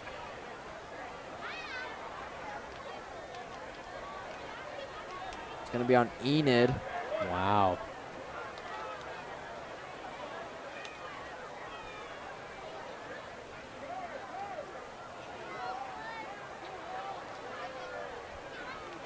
If Stillwater scores here, that could be a huge momentum shift. The Plainsmen really needed to get 7 on that last drive. It's mostly Schubert. He's been running out. Yeah. You got to put a spy on him. Get someone fast enough on him. Yeah. You want someone fast, and you put like Blake Fuchs on him. He runs track. Yeah. Going to talk now to his coach. I believe this is Stillwater's coach's first deal with them. I believe so too, yeah. So a lot of new 6A coaches. Antonio Graham with Owasso doing very well. Lawton had a new coach, but they're starting out 0-2 so far. Yeah, Lorenzo Williams from Westmore. And Westmore's starting out 0-2 as well, I believe. Yeah, Westmore not doing so well this year. We feel lots of their guys transferred Yeah, to more Moore. graduated, yeah. You know, Southmore actually beat them the other night, so that's huge. I believe Moore is playing right now. Yeah, because they came off their bye week last week, I believe. I think Moore's playing Westmore, actually. Or their bye week is this week, one of the two. Don't quite know that one.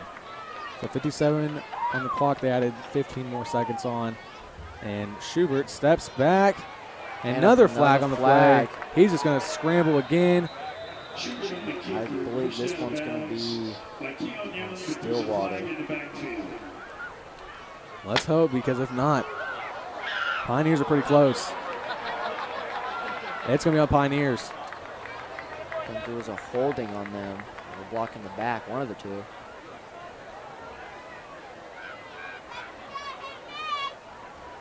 So that's going to move the Pioneers back quite a bit, 51 seconds. That'll be about a 1st and 20. It'll be 1st and 15.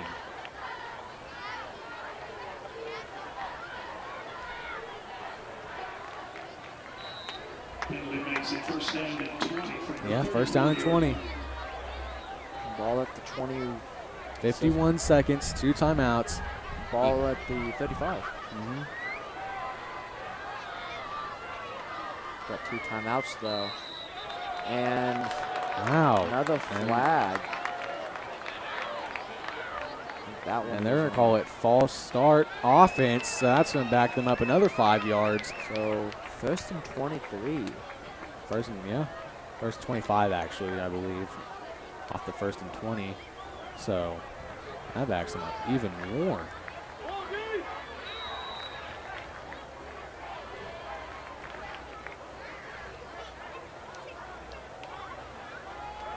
So 50 seconds on the clock. 1st and 28 coming up.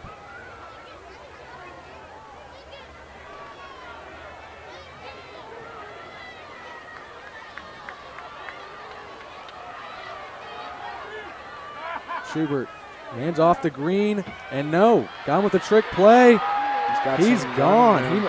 He was gone off that play. Still not to the 1st down. Another Gets flag. out of bounds. Got another flag. Wow. Seems like always towards the end of these last few seconds, it's the critical moment. Yeah, just a bunch of flags. Let's see what this one's going to be. Face mask on the defense. Wow. Not good right there. Big gain for the Pioneers.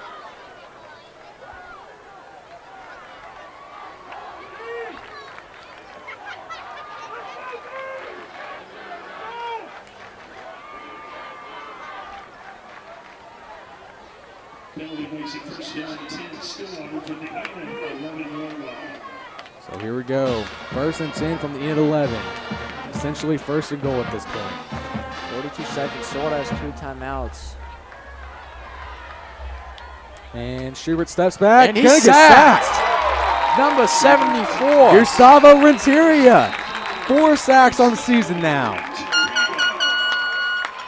I believe he's at 5. 5 sacks for him. Yeah, so that's going to be timeout. Stillwater. Stillwater would have let a lot of time run off if they wouldn't have took the timeout there. So while we have the second, I want to give a huge shout out to our EPS TV crew tonight. Get my paper here. Have a lot of new people in the class this year. Can't keep track. So we have our teacher, Mr. Parker, District Media Specialist, Mr. Mark Ray, our director, Sarah Ruckel, our camera operators, Tabitha Tolles, Tyan Hyatt, Gabby Parker, Dryden G, Marilyn Mendoza, and Don't quite know who else, but that's it. That's about our crew tonight. So, and then me and Carson as well. So, can't forget about the commentators. Looking at this, Liam, Owasso's only up 35-14 against Sand Springs. Maybe Sand Springs is getting a little good this year. Yeah, speaking of, Stillwater team, the former state champs, Muskogee, they're going up against Bentonville from Arkansas. Wow. Yeah, Bentonville's actually. Schubert, handoff. Fake play. It might have an deep. opening. Knocked And away. No good. No Really PI good. on the play. That was Really good defense by Jesse. 7-second runoff. 28 seconds left in the first half. If the Plainsmen can keep the Pioneers scoreless, that would be huge. Kareem Sears, the defensive coach, has to call a great few defensive plays here. 3rd down and 18 coming up. Only holding them to a field goal would be a win for Enid. They'd still be up by 10 points. Yeah. So steps back once again. Schubert almost sacked. He's going to scramble once again. Gets him out of bounds. So that's going to be 20 seconds on the clock. They still have a lot of time. They could go for this. Just depends. So it's going to be fourth. Yeah, it's going to be 4th down.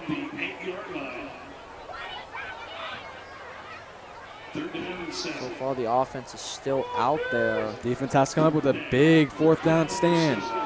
And the field goal unit is going to come out for Stillwater. Got to get loud.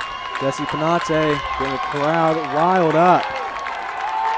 There's number 18 with Jarrett. Yeah, Jarrett as well getting them riled up. So here we go. D-Bruce needs to get loud. I believe a timeout. Yep, Yeah, timeout. Stillwater, 20 seconds on 4th and 7. We'd like to thank Northcutt Chevrolet and Wow, what a game so far. Man. It's huge. Coming up next at halftime, assistant principal Mr. Kendon Molinax coming up. Last 2 weeks had Dr. Dudley Darrow, our superintendent, and we'll see Dr. Darrow back on the 27th. Unfortunately, we won't see Carson LaRue back on the 27th. He will be getting ready for a meet, and he should be back for homecoming. I will be getting ready for the Oklahoma State meet, I believe. Yeah, so and Stillwater. Yeah, Stillwater, yep. So we'll tough course. you won't see me and Carson again for a while. That'll be till about October the 4th. Maybe I can find a way to work around it. However, though, big news for the cross-country team, though. We are hosting conference this year, actually. First time in a long time. That's big. So here we go. And that one. No good. Dinked. Doinked. The field goal upright. 16 seconds. Plainsman ball. And Enid's going to hold them off. 23-10, 16 seconds left. Wow. You have momentum going into the halftime. Stillwater does get the ball back, but you have the momentum. Carson, look at how packed even that side of the stadium is. I mean, it is packed even over look there. Look at my side. They're getting packed. I mean, it's mostly the middle. It's not, but they're still packed. I am standing in my seat right now. I am hyped up. Wow, that missed field goal was big for the Plainsmen. Imagine Plainsmen can get a last-second score, go up 30-10 at half. When was the last time we started out 3-0? I mean, that's insane. I'll have to do my research on that, and I'll get back to you on the 27th, but we'll see. You know, earlier today I had practiced, so I was like, am I going to make this game in time? Yeah. I made it. Yeah. And I'm glad I did. So Robinson steps back. He's just going to kneel it. Yep. Just going to take Might it into be the halftime. wise choice. Enid up 23-10. Carson, give us some of your thoughts on tonight's game so far in this first half. The offense, the defense, special teams, they're doing everything. Keeping the ball out of Stillwater's hands. They've stopped the passing game, the defense. They've stopped the rushing attack besides little QB runs. They got to work on that. The offense is cooking. Passing is what you got to work on rushing a bit. Vega, he's also doing good. You know, besides that one extra point missed, Enid's been doing good this game. Yeah, I mean 23-10. Not what we expected from this game, but it's definitely a surprise, and it's a great one if that. So we'll see how the Plainsmen can do. Coming up next, we have halftime interview with assistant principal Mr. Molinax, and so we're gonna see how the Plainsmen can do after this. So coming up next, Halftime interview with Mr. Molinax. Plainsmen are up 23-10. I'm Liam Frank alongside Carson LaRue, and we'll be back after halftime is over.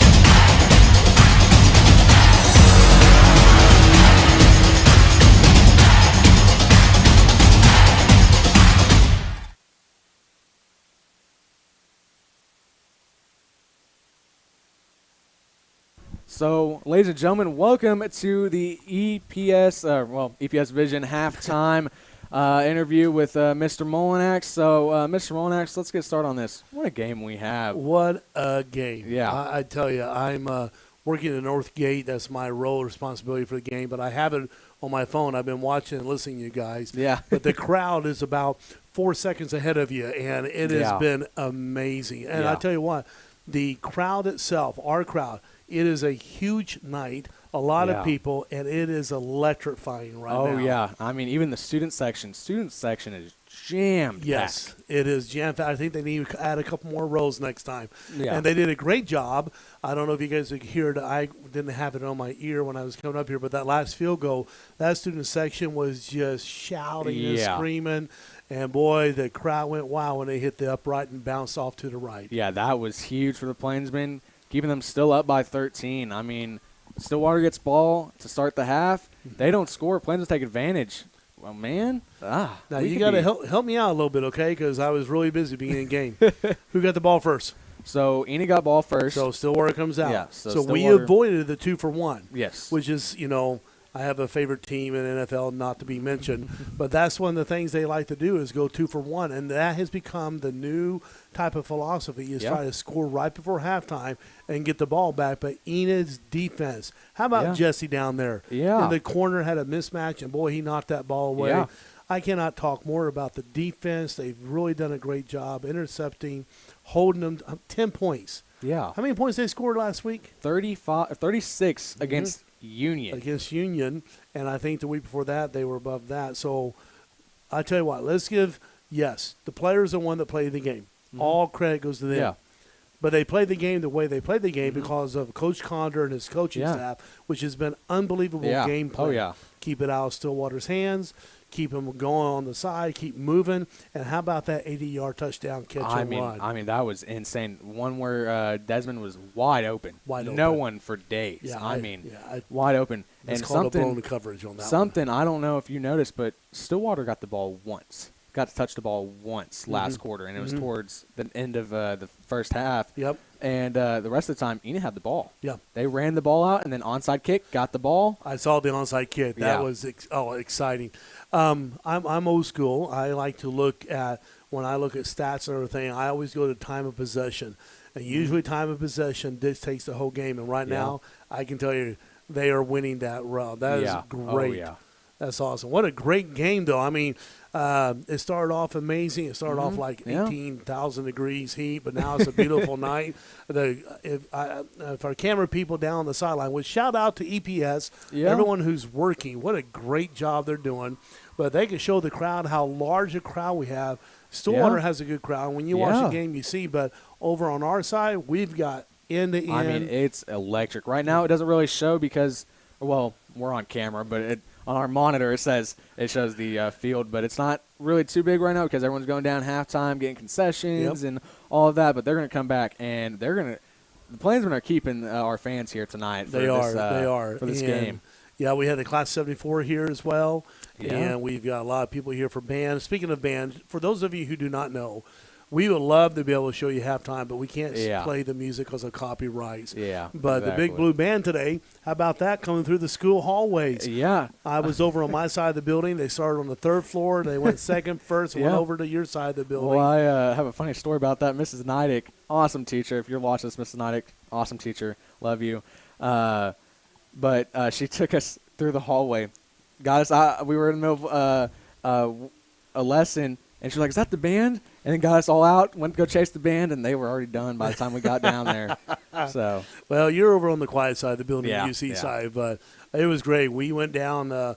I've got I was on the second floor, and I got all the classes to come out along the hallway. Yeah. It was great. And then I don't think you have a camera before a game, but they do that march. Yeah. With the band and the football players come out of the locker room over here on the north side, and they walk right up along the gate, and they come out this way. And it was standing. The people were crowded, cheering, Wow. yelling, high five. It's a really special moment for those young men Yeah. as they come around the corner for the the football Plainsmen game. are playing very well this season. Probably some of the best football we've seen the Plainsmen play in the 2020s. I mean, this is huge. Yeah, this is. I'm telling you, I'm majorly impressed. Yeah. I mean, I know there's always critics out there who say, "Well, you beat Ponca. Well, you beat a 5A lot." Listen, football in Oklahoma is good. It's tough. You go 5, 6A, whatever It's you do, real it's tough, and you're playing a very, very talented, very skilled, very good team in Stillwater, and look at the score. And that's why we kind of talked about it so much at the beginning of the game, that they beat Union in overtime, 36-35. Tulsa Union. I mean, it's a Tulsa school. They were big. Yeah, they were good. Well, isn't Union part of that backyard brawl tonight? Yeah, the backyard bowl with Jinx. Yep. And I believe Union is up by a field goal right now. It's 3-0. Yeah, so. well, they're mad they lost last week. So. Yeah, it's going to be revenge. I think is. if Enid and Stillwater keep playing like this, Enid and Stillwater are going to take game of the week. Well, did you see Channel 4 was here? No, I did Channel, not. Really? I welcome them in. Channel 4 came in. They came with their camera crew. They came down on the field. This is one of the games of the week that they're recording on Channel 4 News. So maybe Awesome. later if you're home, turn on Channel 4 to see the highlights of the Enid Stillwater game. And speaking of Stillwater, I want to give a shout-out to Stillwater and their fans. A lot of them came in through the north side gate. Very pleasant. Atmosphere was great. They're very friendly. Great job for Stillwater. A great reflection of their high school and their community. Yeah. But I'm telling you what, Enid, man, I tell you, they showed up tonight. It was great. Really, great. great. I was worried. I mean, a lot of people have been asking me all day, and this happens every day now that everyone knows I'm play-by-play for football. Right. I get asked probably about 10, 15 times a day, well, who's going to win tonight's game? Well, who do you think's going to win? Who do you think's going to win? And I'm always like, it's going to be a close game. I mean, Enid has to play well, but if they don't, then things are going to happen. Stillwater's going to take advantage of that. But then if Stillwater doesn't play well, Enid's going to take advantage of that. So it's the very generic response, but it's very true in the same case. Very true. Interception, stopped them. Driving, helped us. Big plays, helped us. Special teams. You think about defense, offense, special teams, all from coaching. And I tell you, that's why they're up 23-10 at the halftime.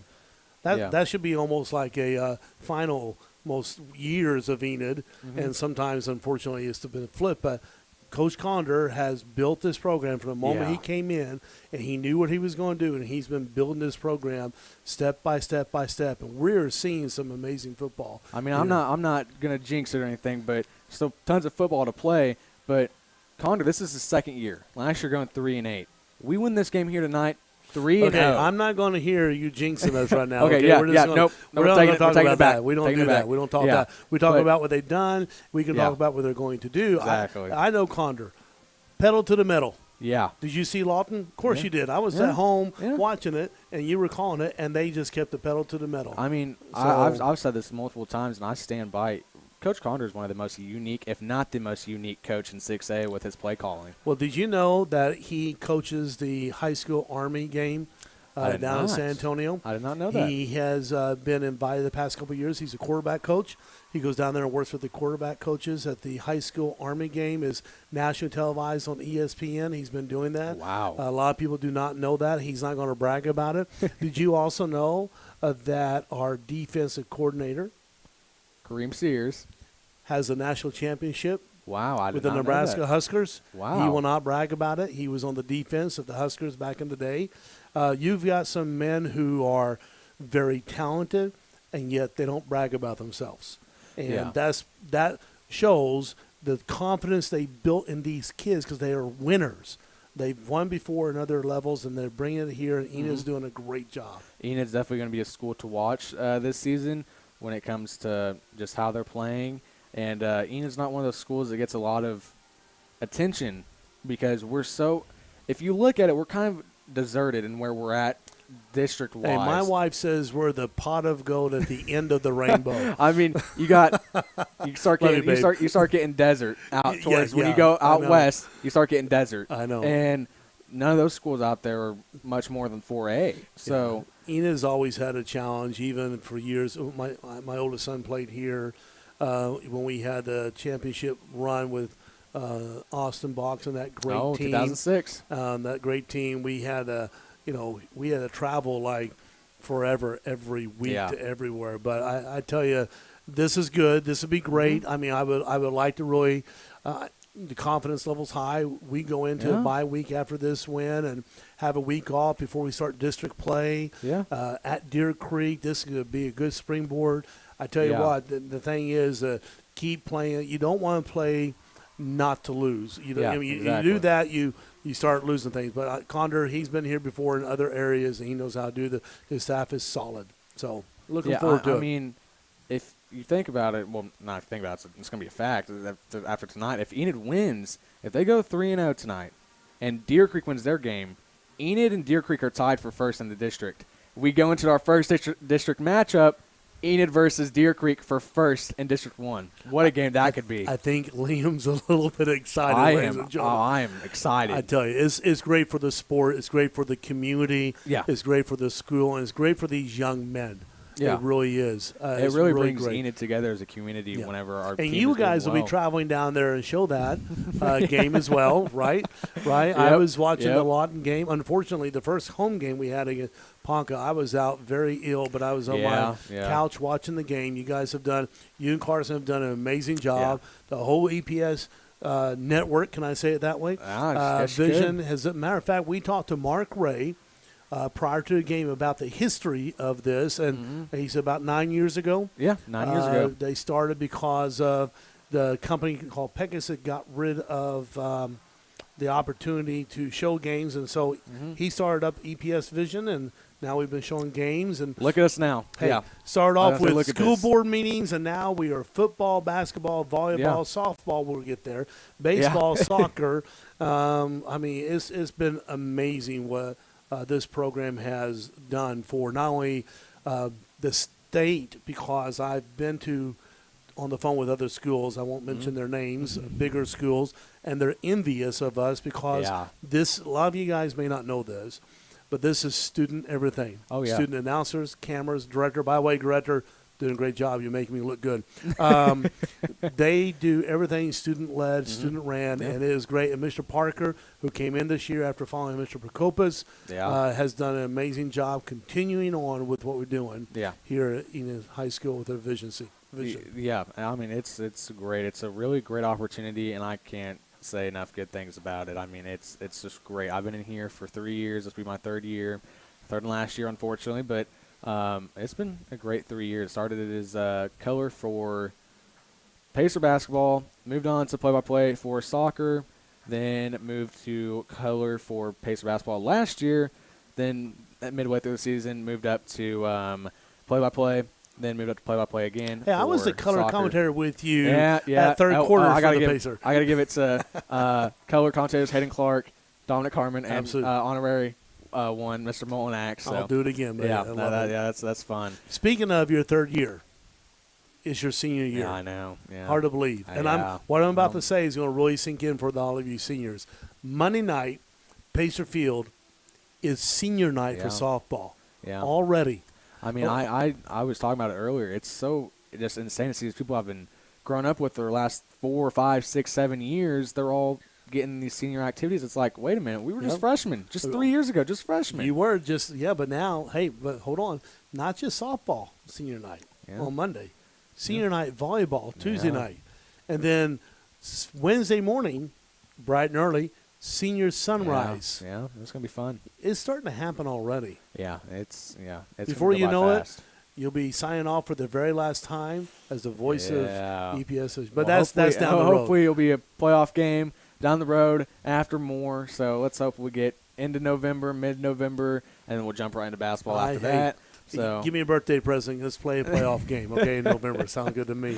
Yeah, that'd be great. I would love that. I mean, the way it's looking right now, we're cruising straight to the playoff road. No, let's play one game at a time. Well, I'm not one game at a time. Hey, let me talk about a couple things at the high school, if you don't mind. You have the timer, I don't. So 5:30 on the clock. So. Okay, see, that's good. That's why he's in charge, and I'm just visiting. Hey, a couple things coming up at the high school. We are really doing some great things up there. I have to give a shout-out to a couple people. That's okay? Mm-hmm. Mr. Liddell and the assistant principal. Fitz, I know you're homesick. Miss you, buddy. Get better. Yeah. What a great job that Mrs. Goulart, Mr. Procopas, and Mrs. Rowe, Mr. Fitzgerald, Liddell, and I. What a great team. Oh, yeah. Really shout out to our counselors who really help out with the scheduling. And shout out to Officer Priest and all those campus officers keeping us safe throughout not only the school but the district. Yeah. Doing let's a great see if I can job. go through the names real fast. You got Okay. Rios, Lomway, Pavlik, Harrell, McGrath, and then Fleer. There you go. Got it. I was trying to think there for a There second. you go. Yeah. You know what my wife did for them today? What? Oh, She made her famous no-bake cookies. And Yeah. they love my wife when they bring in stuff like that. But anyway, shout out to them. Yeah. Those are great things. So here we go. A couple of events coming up here later. Pretty much 1st of October. Yeah. We have the Fall Sports Assembly coming up that's gonna be on Wednesday. October 2nd. Yeah. It's going to be on a Wednesday because Friday we have College Fair for seniors and juniors, a little bit of sophomores. Also, homecoming versus And Mustang. homecoming versus they Mustang. They ought to have me be the hype man for the sports assembly on the 2nd. I'm telling you. Yeah. And then I believe the next night we have homecoming dance. Yeah. And we also, on October 4th, we have something called Autry Manufacturing Day that we're taking 9th and 10th graders. yeah. We're taking about 200 sophomores and freshmen to Autry. Yeah. So the 4th is a really big day going on. We also have, I already told you about the senior stuff happening. Mm-hmm. And Mr. Liddell, he does the Sunday night videos once in a while. I try to tell him, hey, you call it, fireside chit-chat with Liddell. Yeah. But he doesn't do it every week. He does it once every other week or something like that. But he'll put another one out, and it'll give out a lot of information. You can watch it on our link. And then at the school, have you noticed our teacher, I call tutoring hours posters? Yeah, I mean, I did one today after 7th hour, Mr. Bridenstine. Mm-hmm. Huge props to Mr. Bridenstine. It took me a little bit to do my retest. Huge props to him for staying. I think it was about 4:25 when I finished my test. So huge shout out to Mr. Bridenstine. Every morning we have office hours for teachers to help tutoring, and after school, Mr. Fitzgerald came up with Mr. Parker. I think we have Wolverine reading about his school to go to office hours. Deadpool. We have a lot of posters. We have some kids. A couple of kids came up and said, "Man, you guys are weird putting up posters." We go, "Bah, you notice." But we have some more posters coming out to help explain some of the policies and to get everyone on the same page for information. So we're doing the best we can with 2,200 students. Pretty excited. The IDs are going pretty well. Amazing. Yeah. Shout out to every student with Mine's IDs. somewhere. Here it is. I tell you what. Picture might be better. It's Media been pass amazing. It has been amazing. We've been working for years on this. I'm very proud of high school students. They're doing an amazing job. Very few forget theirs or don't wear theirs, but if you don't wear it, you don't get in class. So well, we're running out of time a little bit here. Man. Yeah, I mean, what do you think? How do you think the rest of the game is going to go? I tell you what, just keep riding the wave in Big Mo. Yep. We got to stop on the first drive. We don't want to give them any momentum at all. But even if they come down, because halftime adjustments are big. Yeah. Halftime adjustments are like, wait, what do we do? What are we gonna? And they're going to come out. They're going to do the best they can because they got down and get a score. And they're not going to settle for a field goal because that field goal kicker a little rattled right now after the last one. So what we want to do is to be able to stop them. But even if they do score a touchdown, let it go. Get back into our game. I'm not 100% sure, but I'm pretty sure Kevin Vega just kicked a 55-yard field goal. Kevin Vega is a very good field goal kicker. And I've been watching Ada Robinson on the sideline, too. 3-1 from the 20, from their 20, all the way to the 30. I mean, when you have coaches like our kicking coach is right now who know how to do this game, it just takes young men. And when you're in a Pacers team, the young ladies up to another level. Mm-hmm. But my prediction is keep riding the big wave. Exactly. On there, go defense, go special teams, no turnovers. Yeah. And let's celebrate a big blue win tonight. Yeah. Hopefully in 2 more quarters. Sound good? And then you get to go work 5th quarter after this, huh? pro code tonight? I'm going to try not to go too late because I am supporting the Palm Team golf tournament tomorrow morning. We're going to be at the golf course at 6:45, and since I'm old, I probably need to go to bed earlier than midnight. But we'll stop by the fifth quarter tonight. We'll go from there. So 30 seconds on the clock. Halftime getting ready to wind down. So it's been a pleasure, Mr. Molinex, and we'll see you somewhere down the road. Oh, I'm sure I'll see you. Yeah. Hey, guys, thank you all for your support for this school. It's a great school and the great staff and everyone doing it. And the fans. Yeah. All right. Appreciate you, Liam. Go Big Blue, man. Go Big Blue.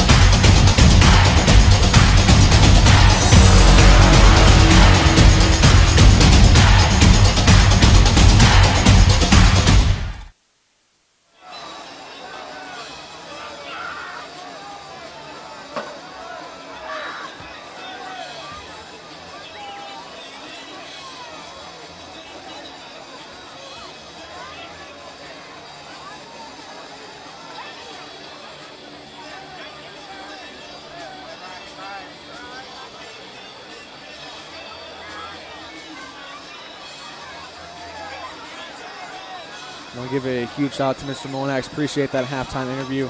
Those halftime interviews are nice because you're tensed up for about the first half, and you finally get a chance to just mellow out and relax a little bit. So a huge shout out to Mr. Molinex for coming up for the halftime interview. So up next, starting off half, Stillwater gets ball. Stillwater unable to score off that field goal, going right off the upright. Yeah, they haven't been able to score a touchdown since the first quarter. Yeah, they barely touched the ball at all second quarter. Yeah, so going to be interesting to see what adjustments Stillwater made after halftime. So coming up, Plainsmen are going to kick off first. Stillwater receives. Stillwater receives. So let's see. Now, the Plainsmen up 13 by 2 scores, pretty much. So, Plainsmen are going to have to do a lot here to hold Stillwater down. Plainsmen need to keep scoring. They can't let off the gas, and if they do, Stillwater's going to take advantage, and we all know that. Well, when they kick off and all, they're just kicking it a little too far out, and that sets them up with decent. And I know what Kevin's trying to do here. The last kick he had really worked out for them, an onside kick. Yeah. They ended up recovering it. They've been good at onside kicks. Could you imagine if we see an onside here, start off the half? That would be crazy. You never know with Coach Condor, and you never know with the special teams. Like I was telling Molinex, Coach Condor has to be one of, if not the most unique coach in 6A football. So, it'll be interesting. We're just going to have to see what Kevin's going to do here, and his coach, Jackson Shuckey. Yeah, so the Minion craze is really causing Stillwater to have some issues tonight. The sea of Minions down there were getting real loud at the field goal, and I think that's what caused the miss. Oh, yeah. It's like when you're playing NCAA football, man. Yeah, the stadium pulse, Whenever you're trying to kick it, just goes left, right. Yeah. Can't hit it. Yeah, stadium pulse. Yeah, it's impossible to make field goals in that game, so we won't talk about that. But Vega looking to kick off for the Plainsmen. He's 2 for 3 tonight, and he's 1 out of 1 on field goals. His first field goal of the season. Yeah. And here we go. That one looks like it's going to go out of bounds. That one went way out of bounds, so they're going to be starting Stillwater at the 35. Let's hope that doesn't hit on cameraman out there. Let's see. Here's our cameraman out there right now. It's a Minion, so let's see. You have Dryden being an assistant right there, and can't quite tell who the one in the Minion costume is, but. And we have other crew down there. A teammate of mine, Mandolin. Yeah. I believe she's on varsity. I don't know. Excuse me. She's on JV, but she's still a good runner. Yeah. So we saw Schubert towards the end of the first half just run the ball crazy. Ran the ball, scrambled, and just went out of bounds. So I think we'll see some more of that because they got some pretty good yardage off that. Well, you think And Coach Schubert with the handoff. Big. And just absolute monstrous hit by Tyson Kennedy. like I was saying, you think, you know, since watching some film, they probably seen Schubert running around, knowing he's a scrambler, putting pressure. But now you got to think, like, are they going to put a spy on him? They're going to put, like, Holden on him? They might need to. I mean, 2nd down and 10 coming up. No gain on the play. And what a catch by that referee. That was great. That's play of the week right there. Yeah. So Schubert steps back, has an open hole. That's a first. And, yep, he's going to get the first. Out of bounds. I think, yeah, I told you, they're just going to do the run. Yeah, it looked like number 53 almost got him, but it looked like he just tripped a bit. Yeah. So, yeah, you got to put a QB spy on him. But Stillwater has to be careful. They're still down by 13, and I don't think they want to run too much clock off. And Schubert handoff to Green. A little bit of an opening. Stop before the first down. So it's going to be 2nd and 1. Yeah, that time he was tackled by Brady and number 53 again. And no huddle. Found a man. First down and some. Taken out at about 30-yard line.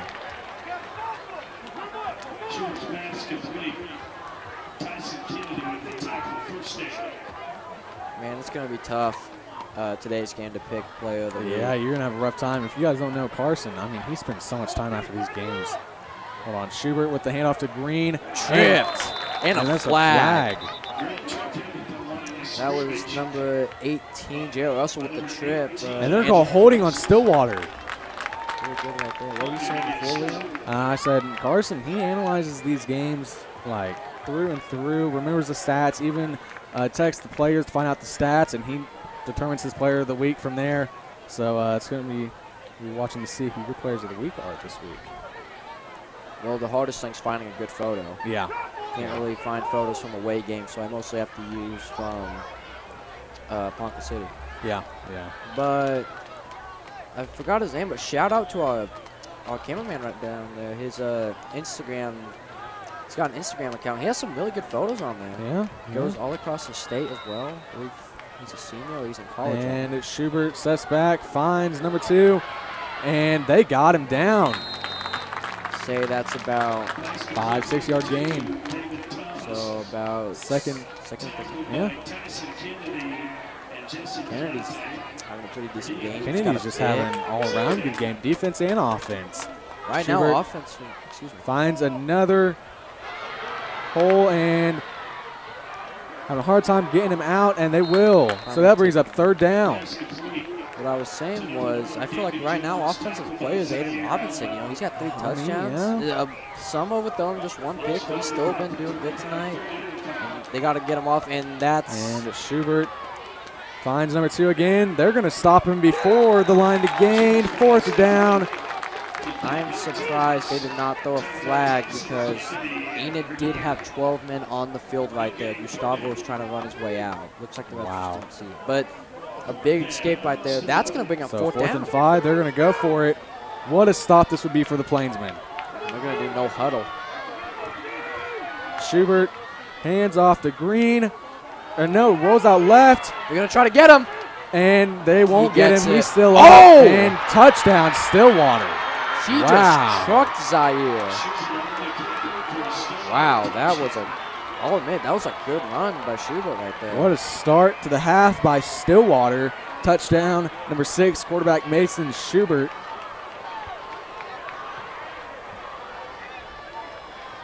And lining up to kick now for Stillwater. Last time he kicked, he doinked it. Yeah.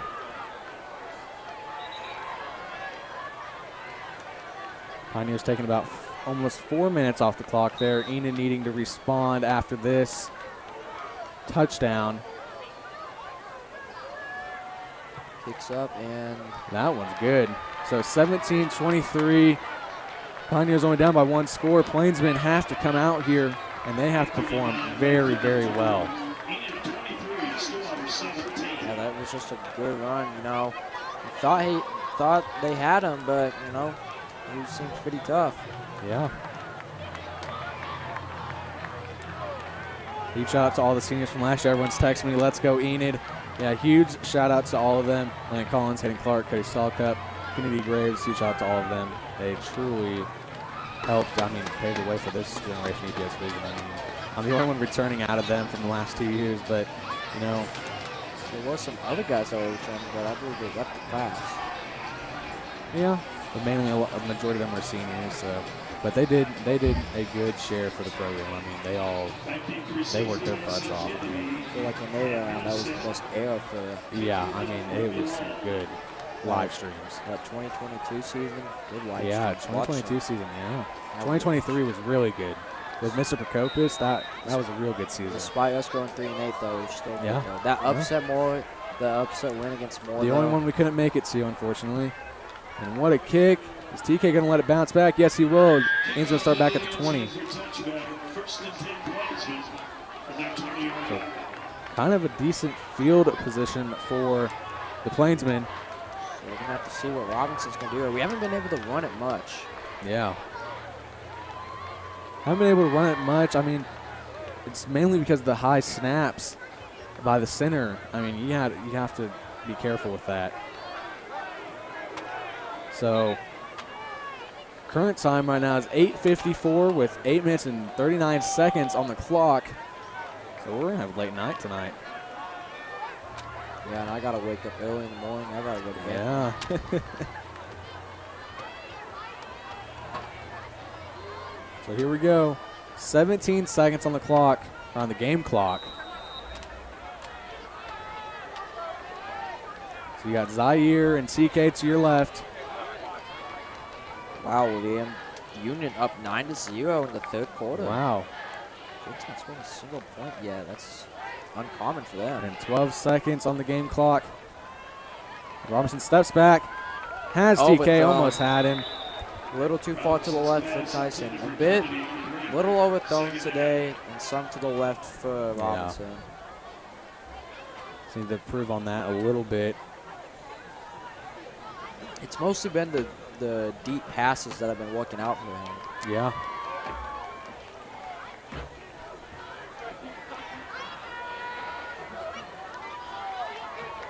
So here we go again. TK and Zaire to the left.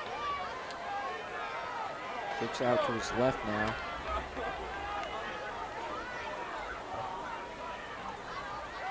And just had to get it off. Stillwater's just giving all the pressure. 3rd and 10 now. They haven't been rushing it much, have they? Yeah, no, they haven't been able to. Stillwater's defense is really tough.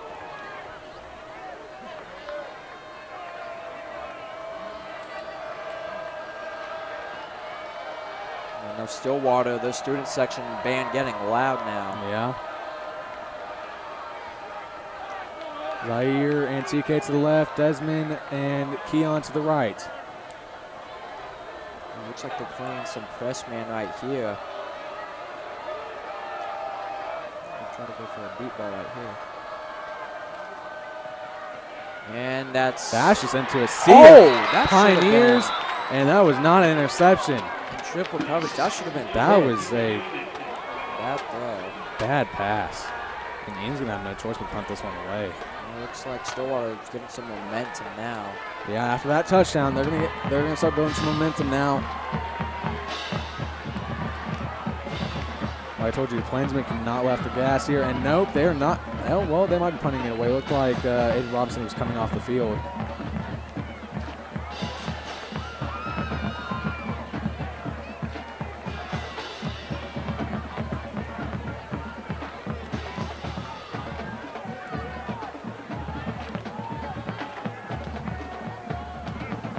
And he gets this one off. That's his first punt of the night. Decent punt. Over to the 40. So a decent punt right there for Robinson's first punt. So Enid's gonna back Stillwater up to their own 40-yard line.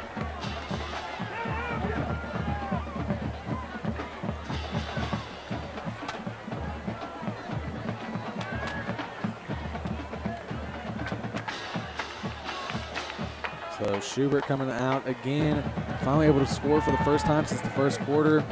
Schubert just off that, just truck, just absolutely just went in, touchdown. And Schubert hand off to Green once again, and they have not been able to find a stop for Green yet, and that will probably be first or just short. And they're going to call it first down. Right at the 50-yard line. They're doing no huddle trying to tire out this defense. I think it's working. The defense having a hard time controlling. Almost intercepted. Good trip up right there by Tristan. Almost picked off by Keon. That would have been a house call if you got that. That would have been huge. Exactly what Plainsmen would have needed.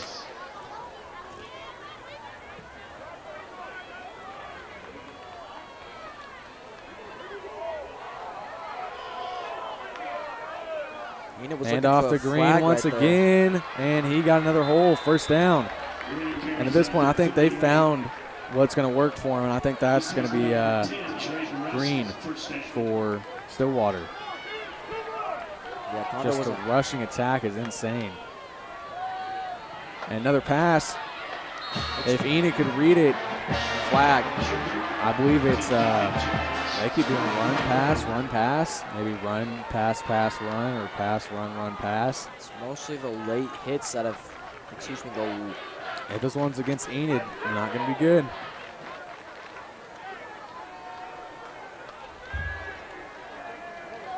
And it's going to be on the Plainsmen.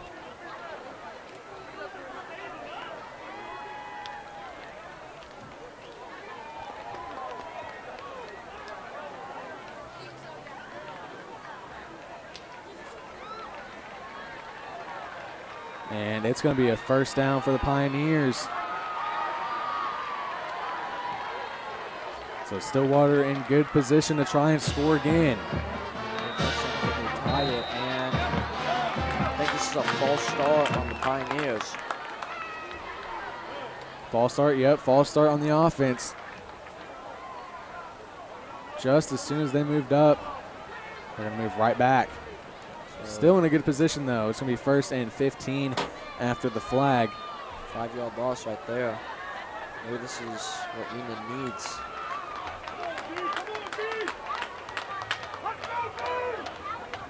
And Stillwater coming on.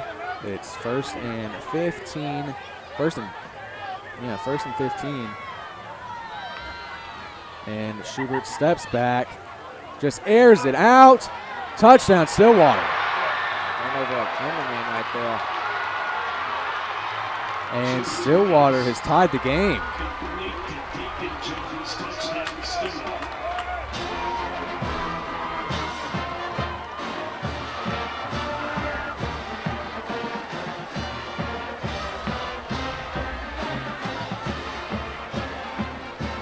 Stillwater now with the chance to take the lead for the first time all game. Be coming back from a 13-point deficit.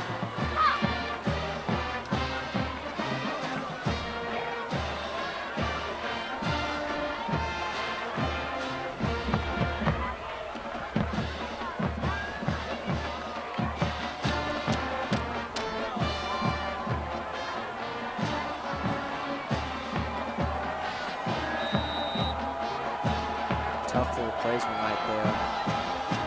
Yeah, real tough.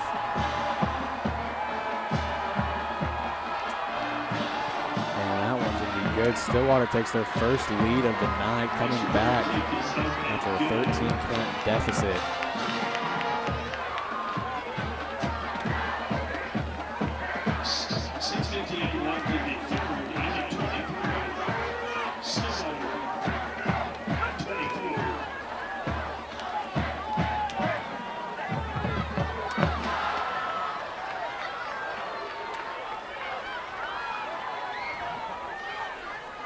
So here we go, 6:58 on the clock. Stillwater going to kick away now. The Enid ball. They have no choice. They need to respond here. Also need a touchdown right here.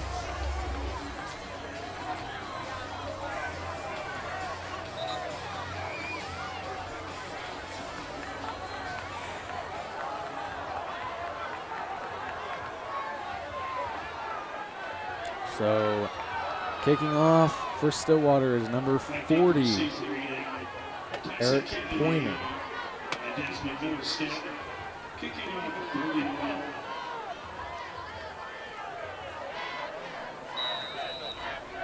He's also a linebacker as well.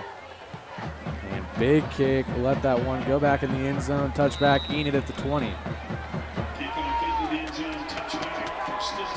Little scuffle right there between Adrian Alvarado and Brody Mills going up against some Stillwater guys right there. Looked like Brody was protecting his teammate right there. So let's see what offensive coach Rick Lewitgen's going to call. Number 10 and 18 coming out there, the Russell brothers. Excuse me when I said Brody Mills, I meant Cash and Matt that is. Got the numbers wrong. So here we go. 1st and 10 from their own 20-yard line. Plainsmen need to make something big happen here. Can't do a bunch of those throwaway passes. Yeah, he's been overthrowing them a bit, throwing them too far to the left, right. Just throwing them in double coverage from time to time. Looks like they're going to do that formation again. So they might try a little run right here. Never know though. And handoff to Fuchsa, And slipped up. But pretty decent gain right there for 2 yards right there. Number 18. That's going to be Braden Russell having to come off the field. That would be a big loss for Enid if he stayed out for the game. His backup, Colt Newman, would come in. Newman had a good game last week. So 2nd and about 8 coming up.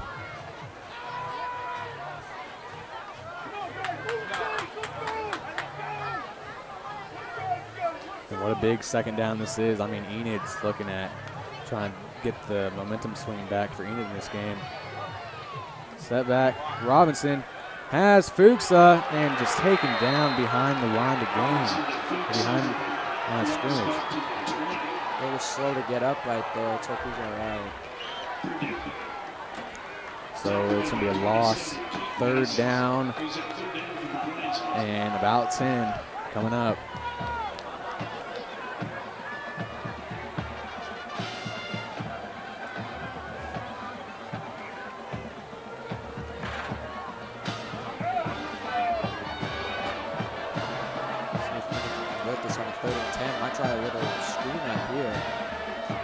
And Low Robinson snap. dropped it. He's just going to take it himself. And there's a flag on the play. Flag on the play. Got a 1-yard gain right there. Those high snaps. Something they really need to work on. It's going to come out the punter now. Wow. Terrible drive for Plainsmen.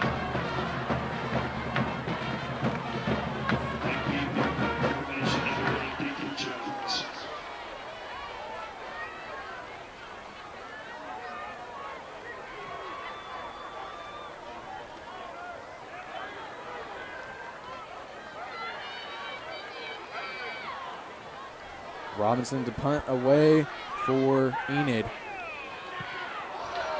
That one almost blocked. And Stillwater's going to be in a great position to start here.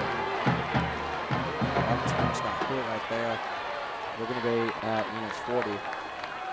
Yeah.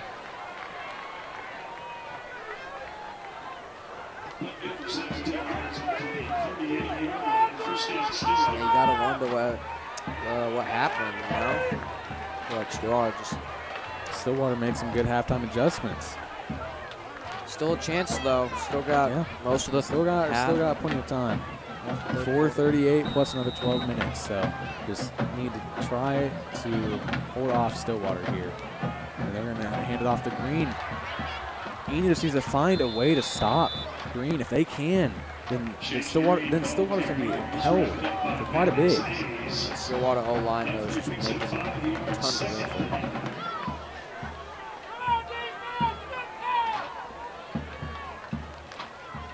And Schubert steps back, found an open man, and he is down the sideline. Big gain.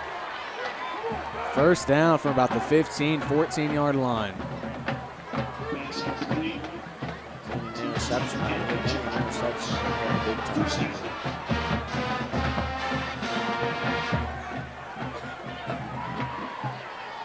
Here we go. First and 10 from 16. And another handoff to Green. Just stuffed up right there. That's what they needed to do. There we go. Big stop. Second down coming up.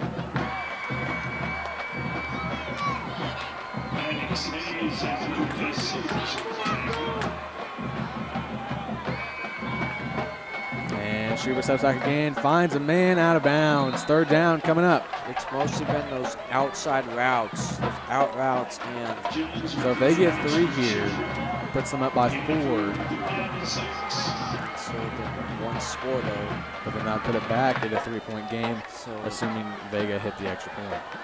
and they jump offside. Offsides on the Plainsmen. Another tough flag. Maybe about the 3rd and 1 or first down.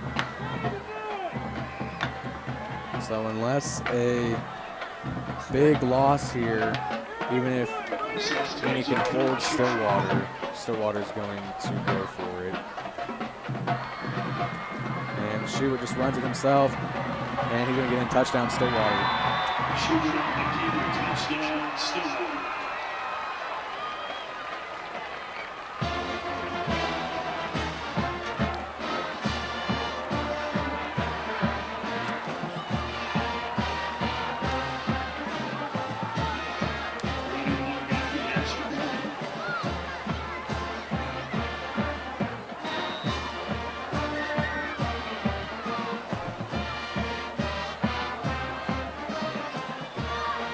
Setting up for the kick now, and that's going to be false start offense.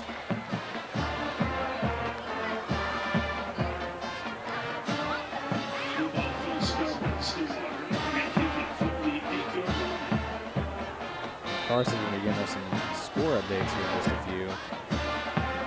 And Stillwater lining up to kick now, looking to make it a 8-point game. And that one is true. 31-23 as the Plainsmen defense comes off the sideline, or comes onto the sideline. Stillwater's up, and they're up big. Plainsmen have to respond. Looking at the scores now, Union up 9-3, 4th quarter. Broken Arrow and Mustang tied 28, 3rd quarter. Yukon against Sepulpa. Yep, up 10-0 at 3rd. Deer Creek up 28-3 at 3rd. Owasso still up 35-14 against Sand Springs. Norman up against Santa Fe 27-7. Putnam City up against Putnam North 14-0. Edmond Memorial up 22-10 against Edmond. Yeah, Enid's got to find a way to get back into this, you know. Heading into halftime, you're up by 13, now you're down by 8. Now you've allowed 21 unanswered. And that's not good. The offense here, they have to make something of this drive. And if they don't, they allow Stillwater to score. Who knows where this game's going to go.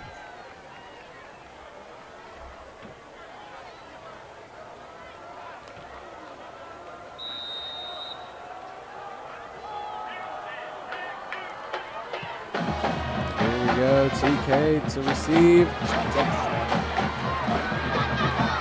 What a hole he could have had if he would have went left. It would have been a big hole, and he's not going to get much further than the 20-yard line. That's the offense now. Robinson's got to figure out what to do here. You know, at first passing was working, but it's still got to adapt it to that.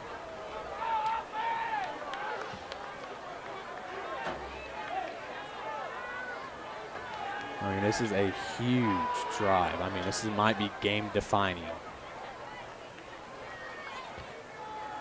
We just need another big deep pass like they found earlier with Desmond.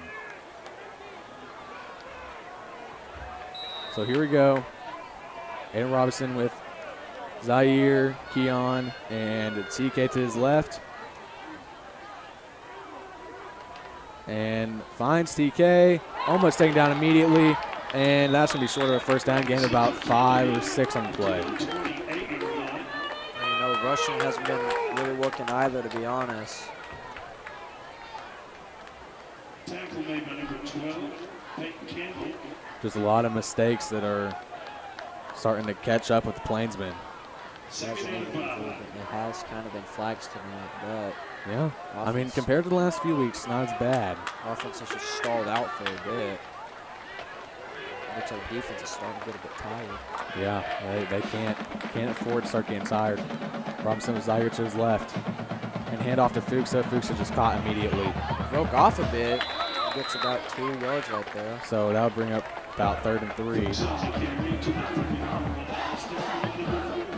Stillwater's defense has figured out Enid's game plan. Enid needs to try to change it fast. The Russell brothers coming in along with Blaine Parks. TK, A-Rob, Keon, and Desmond coming out.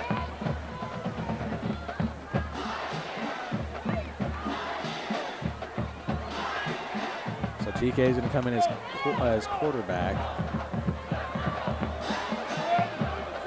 Fuchsa out to the left side, actually out off the sideline. 3 seconds on the clock. Need to snap the ball, and TK just runs it, and they stuffed immediately. Goes nowhere. So that's going to be 4th down. What does he need to do here? I mean, you have to go for a 4th down.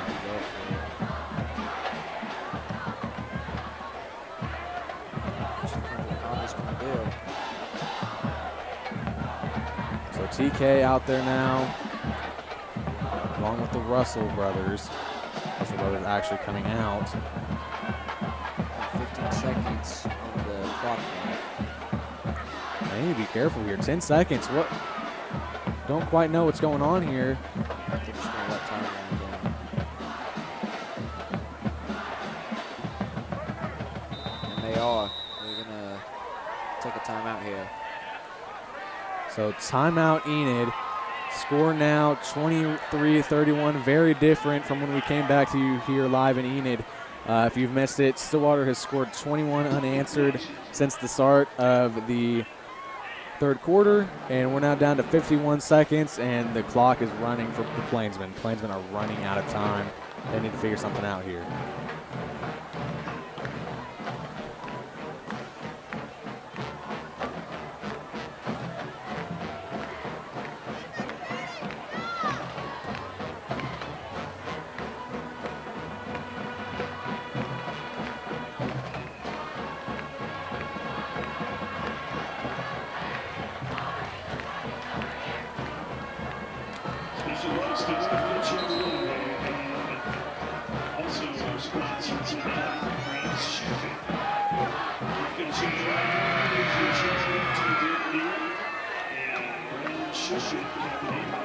So here we go.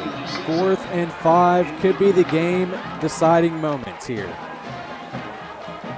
Let's see. Bring Aiden Robinson at quarterback. Fuchs to his left, TK, and Zaire also. Let's see, 4th and 5.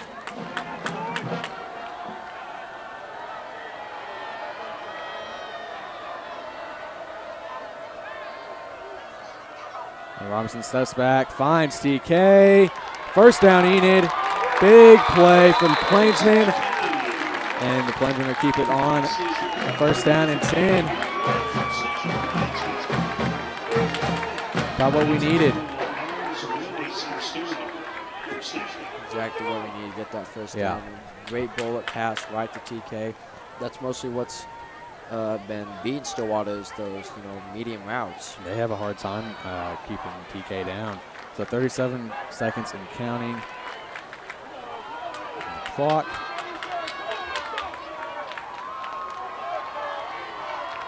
So Robinson passes Zaire, and Zaire gets a decent gain, about 4 on the play. So that will bring up 2nd and 6. Plainsmen hopefully starting to find their groove here. 10 seconds left on the clock. I think Enid's just going to let this one go down. So heading into the 4th, Enid down by 8. So that's also not good as well because you have to get the 2-point conversion. If you really trust your defense, you step it up big time.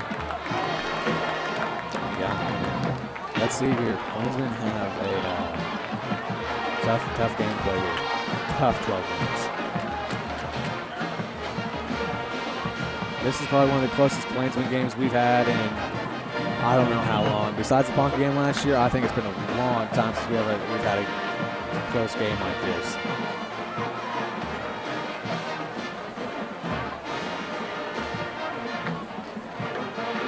So the Plainsmen, it's going to be 2nd and 6 from the 42.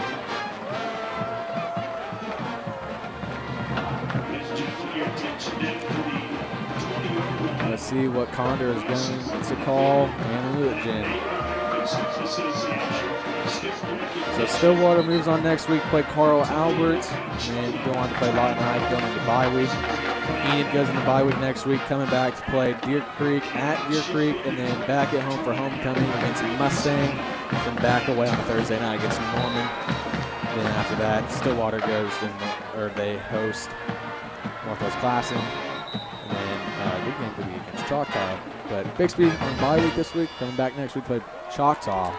So It'll be interesting to see what Bixby does. Yeah, they're having a weird season. Yeah, it's pretty awkward. 1-1 right now. We haven't seen that in a long time. Yeah. So here we go. 2nd down and 6. Let's see if the Plainsmen draw up here. Looks like TK's at QB. And he almost dropped it and just gets sacked immediately. Fans are asking for a flag right there. And we have a player down. Looks like number 10, Drayden Russell. Yeah. And we also have a Stillwater player down as well. So it's going to be 3rd and long, 3rd and 13. This is a must for the Plainsmen. They need to get the first down. They need to get some points off this drive or the game is over. Ultimately, that's what we're facing here. And so let's see what Plainsmen can do here. We'll be right back after this injury timeout.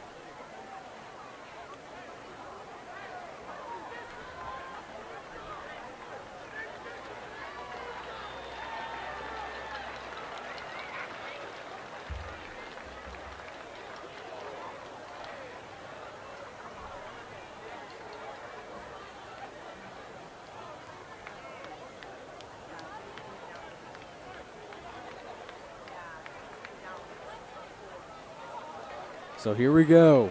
11:41 on the clock. 3rd down, 13. Everyone in their usual positions. Hayden Robinson at QB. You have Desmond and CK to the right. Zaire to the left. This is a game-defining play right here. And that could have been called offsides. Rolls out right. Just throws a catch, almost intercepted by Stillwater. Incomplete. 4th down for the Plainsmen. That brings up 4th and 13 with 11:30 on the clock.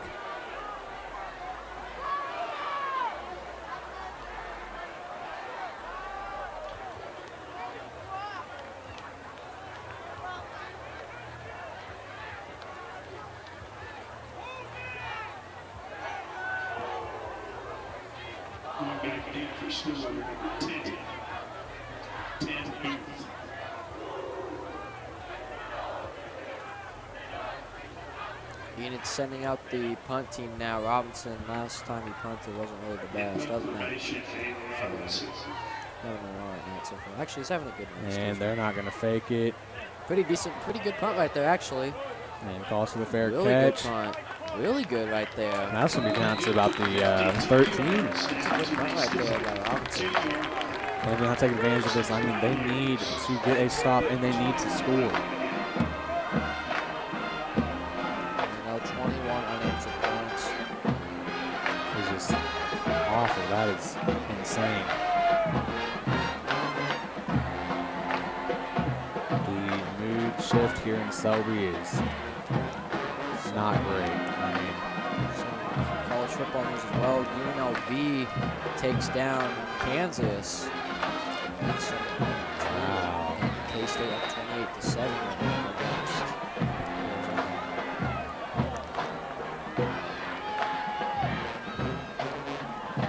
Schubert with the pass. got it, and they're going to get him down. And a What big a hit. What a hit He's by pumped up.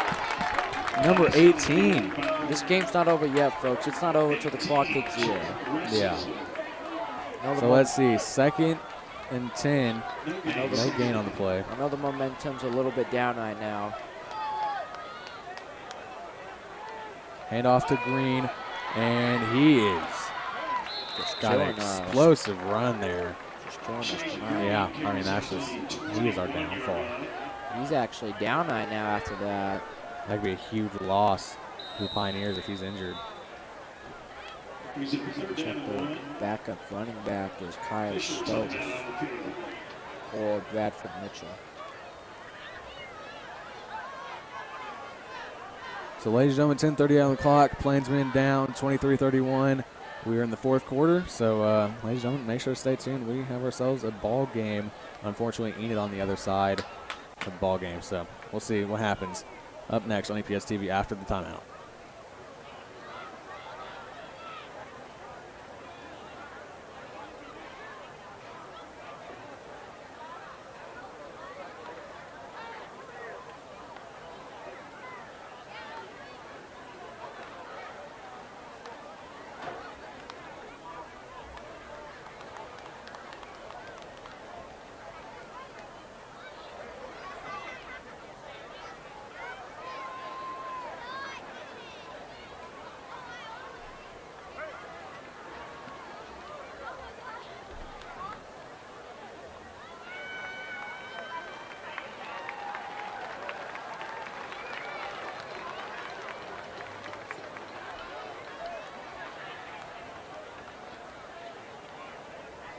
So, Stillwater player is down. That might be a huge blow to this offense. I'm going to count out the backup, though. I don't know how he'll do. 3rd down and 2 for the Pioneers. And they're just going to run it up the middle, and he got it. Oh, no. And, Out of I think bounds. he stepped out. Yeah, it's going to be over first, though. Just depends where they mark him, and I think Yeah, it's going to be over the line. it is. That's a 1st down.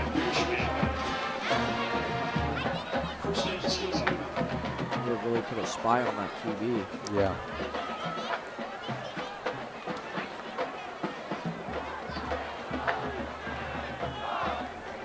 So 1st and 10 now from the 24. Pioneers looking to go up by 15, and another run by the Pioneers. They just can't stop it tonight. 1st down, Pioneers.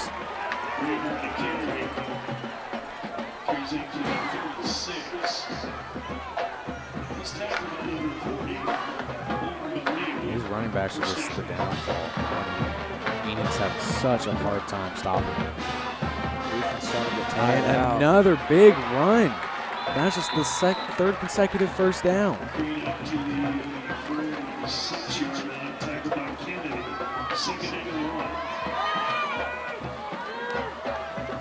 And Schubert almost.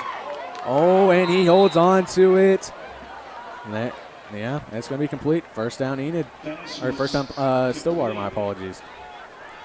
Wish it was 1st down, Enid. 9:47 on the clock.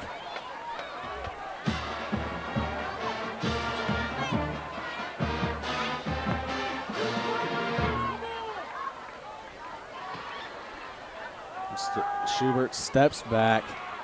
He's going to scramble. Has plenty of time. Won't get him. And finally taken down, but gaining about a yard. Good job by Brady Bierschman, able to find that. So this will be 2nd down and 9 coming up. 9 minutes and 20 seconds. Time is running. And they might actually call it. Yeah, it's going to be 2nd and 9. Defense really has to step up right here.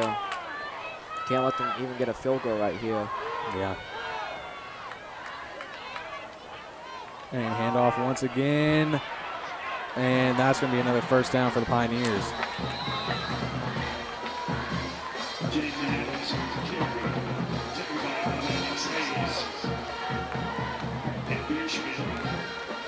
Looks like he was a little bit short, so I call that a 3rd and 1. Wow, it looked like he got the first. They're just going to run it up the middle once again. They can't stop. Can't stop him. Another first down, Pioneers.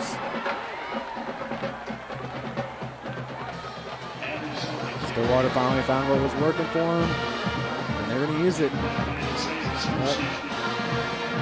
Splitting the short range passing and the ground game. And another handoff again, just another positive gain. Adams on the carry. Drayton Russell and Hayes make the stop. Pick up a 5. So the Plainsmen without any points since the second quarter.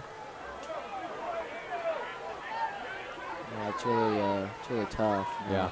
Yeah, really disappointing. You were up by 10. By 13. Yeah. 13, and Schubert steps back, looking for a man, and he's just going to run. He's just going to scramble. Big, And, almost a big hit right there. yeah. So that will be 3rd down. It's mostly been, Should be a loss on the play. it's mostly just been rushing. Other than that, they really haven't beaten Enid. So Enid has a chance here to stop them though. Try to get them to settle for a field goal, possibly make him miss it. I mean, I don't know if they'd be able to hit a field goal from here. If it was from this range right here, it would be 40 yards. You never know though. And they jump offside again. And that's just one of those costly flags. I mean, that's about 5th time it's happened tonight. So Plainsmen have to limit that. They have to stop that. So still 3rd down, but it's going to be way closer. I think they're going to call it, what, 3rd and 2? 3rd and 2 now. They're just going to run it up the middle or read option.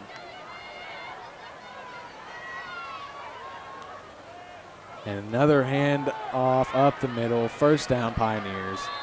Sound like a broken record at this point. It's been 1st down, Pioneers just over and over. Carried it down to the 18-yard line. So 1st and 10 from Enid's 18-yard line. A turnover, a touchdown, or I mean a interception, fumble, absolutely huge right now. Flag on the play. Looks like that. And they're going to call a false start on the offense.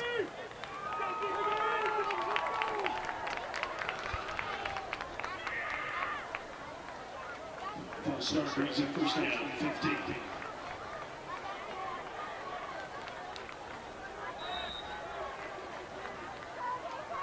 So 1st down and 15 now from the 23.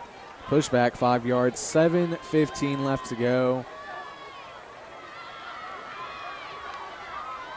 And another handoff. And he has a room to run. I think that's a 1st down. Yep, it will be 1st down Pioneers. So They just got a lot of 6:55 at this point. They've run down so much clock. They score. They might be able to seal this one. They just had so much momentum coming into half, I guess. Yeah. And another run. Enid's not going to be able to stop it. And the flag will be tackled at about 3-yard line. We have a flag. Flag in the backfield. Holding against Stillwater. They'll be holding on the offense. So that'll put it at 2nd and 6. Or 2nd and 11.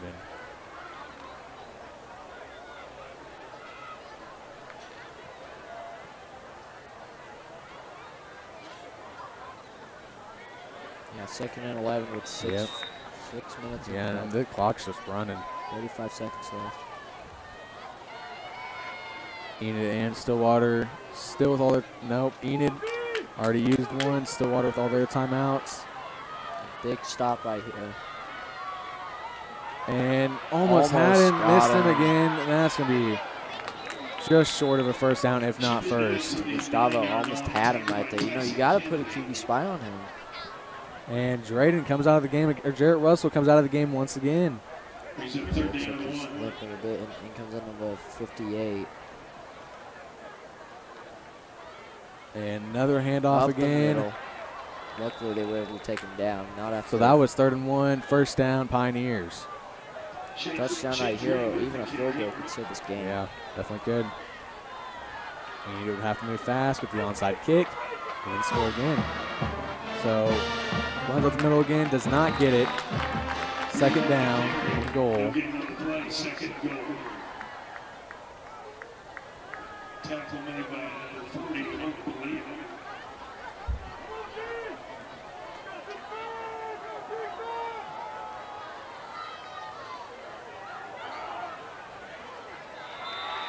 Touchdown Pioneers, ladies and gentlemen.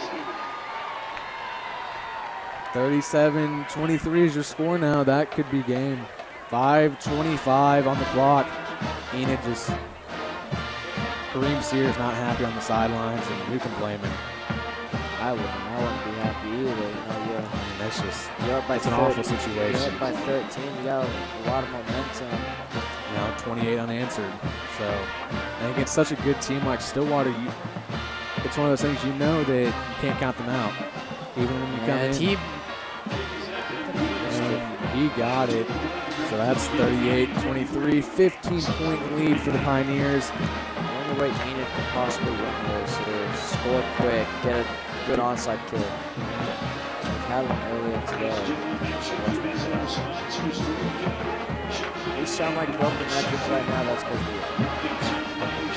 I don't know, man. This is a rough game. I mean, Plainsmen were up so big. I mean, even our energy was so just hyped up. And then it's just, whew, it's like the life just got sucked out of the building. just died out. Yeah, it's.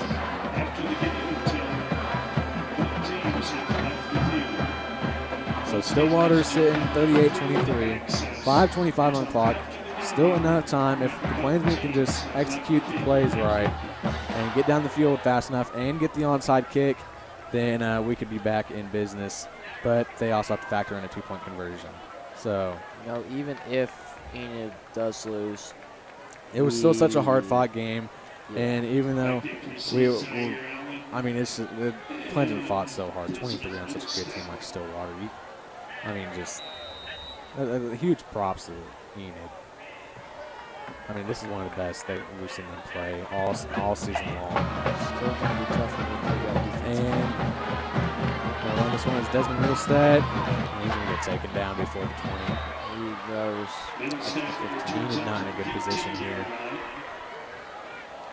This takes by Deacon Jones. And number 29, Jackson Holland. First and Plainsmen.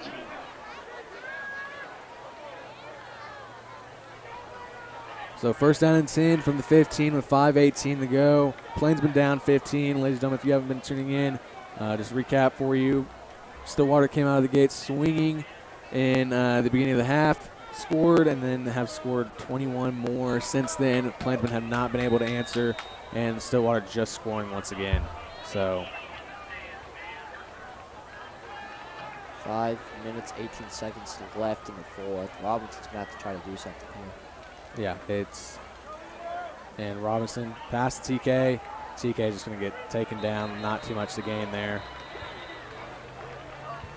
So second down and I believe like 12, I think. No gain, second down.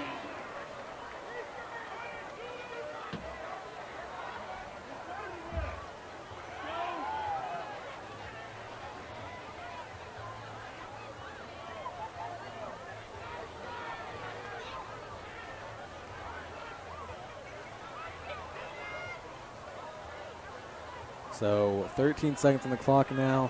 I don't know why Enid's letting the clock run. That's not a good idea.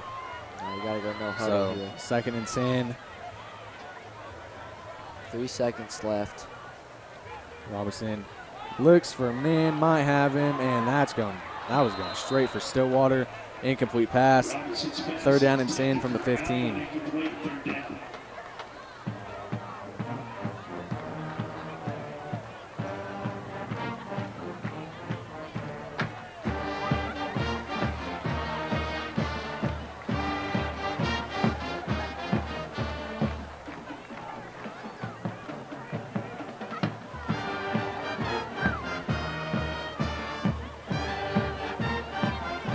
So here we go. Third down and 10, 4:24 Here we go. Gotta figure out something out here. A turnover seals the game.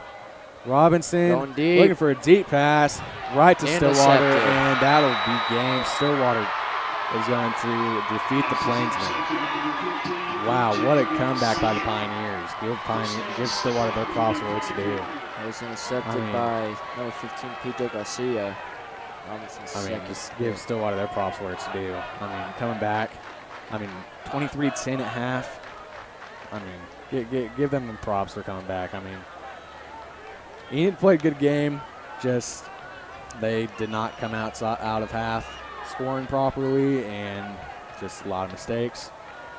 They have not been able to score since the second quarter, so just quite a few mistakes made. It was an unfortunate night for the Plainsmen.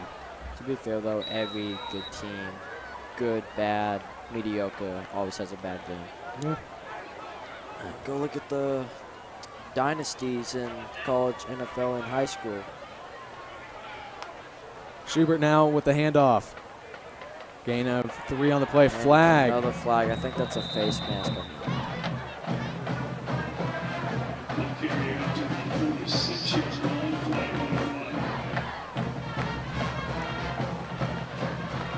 Face mask on the defense.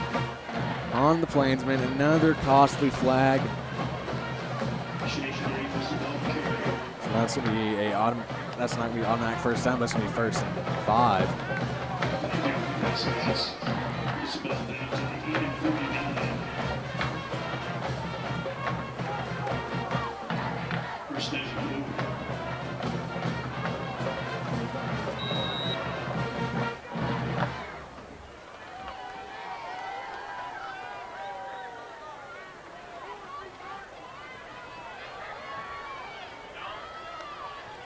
Schubert with the handoff once again, and that's going to be a first plus some. Just still cannot figure out the run. Running game's just been killing us tonight. Looks like Stillwater's just going to run the game out. Yeah, tough defeat for Enid, being up 13 against Stillwater. They fought a hard battle, though, you think? Yeah. If another team like us can catch Stillwater off guard and keep the pedal moving after the first half, Stillwater's going to get upset. And Enid was looking at that possibility tonight, and just unfortunately we couldn't capitalize on the Stillwater mistakes, and just could not find any correction for the issues we were having versus Stillwater. So Stillwater corrected their game plan, and they did it perfectly. Another handoff and taken down. With about 3:10 on the clock now. Enid's ranked 25th, so they're most likely dropping out of rankings. Yeah, and but we're still pretty high up in District 1 standings by about 34th, so that's still something to look at. We got District Play starting, so this is definitely going to be a huge momentum sender going into District Play. When you put 23 on a team this good, especially being looked at as this underdog team, it's going to be good for the Plainsmen. So.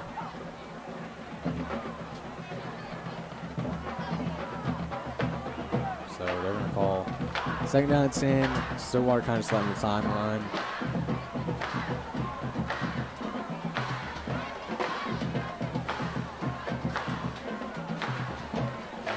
Pick 6 right here.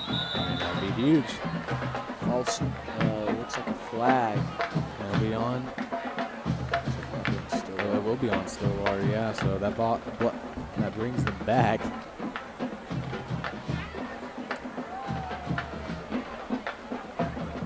So these mistakes they had tonight, they're going to bye week next week, correct them, get them ready for get them ready for Deer Creek the Friday after. Just an absolute tough game. Heartbreaker. Yeah, an absolute heartbreaker. It's just one of those things you just feel all that pain. It's tough. And Schubert hands off once again. And I won't lie to you, I wouldn't mind seeing them play Stillwater game in the future. Huge shout out to Stillwater. What a great game this has been. So they just executed more. Got some finals right here. Wausau beat Sand Springs 48-17. Yeah. Deer Creek 35-10 against Norman North. Yep. Edmond Memorial 22-13 against Edmond North. Union still up 9-3. Fourth quarter, Broken Arrow up 35-28 against Mustang Fort. Norman up 34-7 against Santa Fe. Putnam City up 21 against Putnam North 21-7. Yeah, some big scores from on state. I definitely think Enid versus Stillwater could definitely be game of the week. I mean, Mr. Mornax mentioned the news was here earlier. Channel 4 was here earlier. I mean, just because Enid lose this game and they gave up quite a few points, it doesn't mean this isn't still game of the week. This was a good game. Stillwater just capitalized on the mistakes, caught up, and Enid did one last mistake, threw it up, picked off, and to seal it. So we got about 80 seconds on the clock now. Just going to probably see Stillwater run here. Just a tough game for being up 13.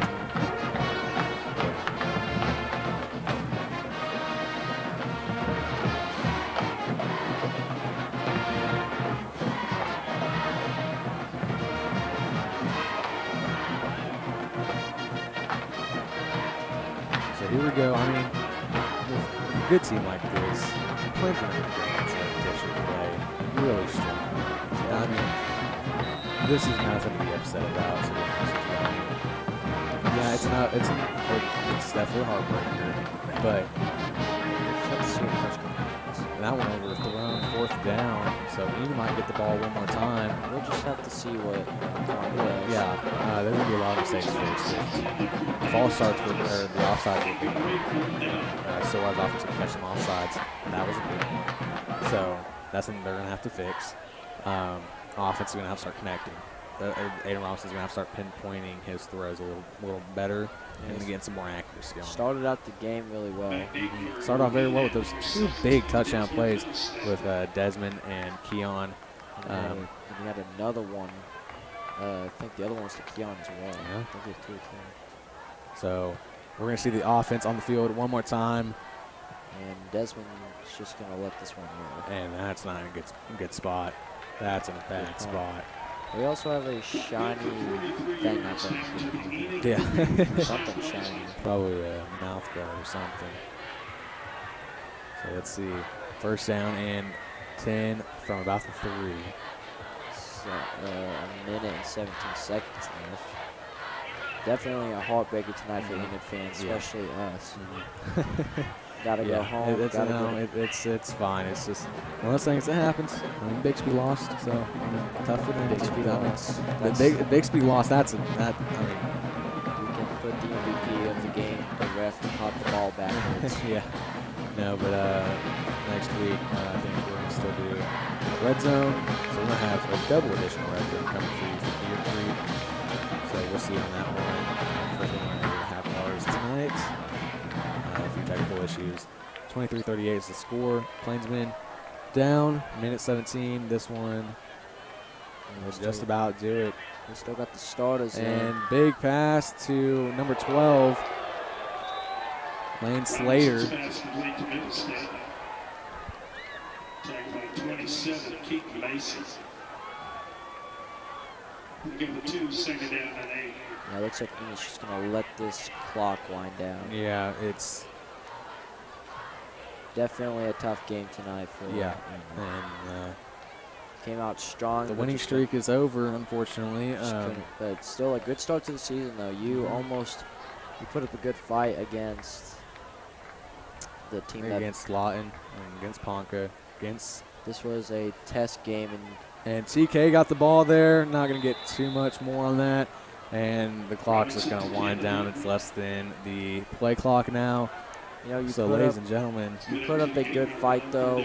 I think most teams are going to see this and take you seriously as a surprise team. Yeah, I mean, Enid had the chance to pull off a huge upset.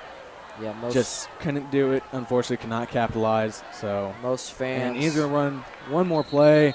Not going to get anywhere, and that clock's going to run down. Yeah, most Enid fans leaving. And Enid's going to lose. And final score is 23-38.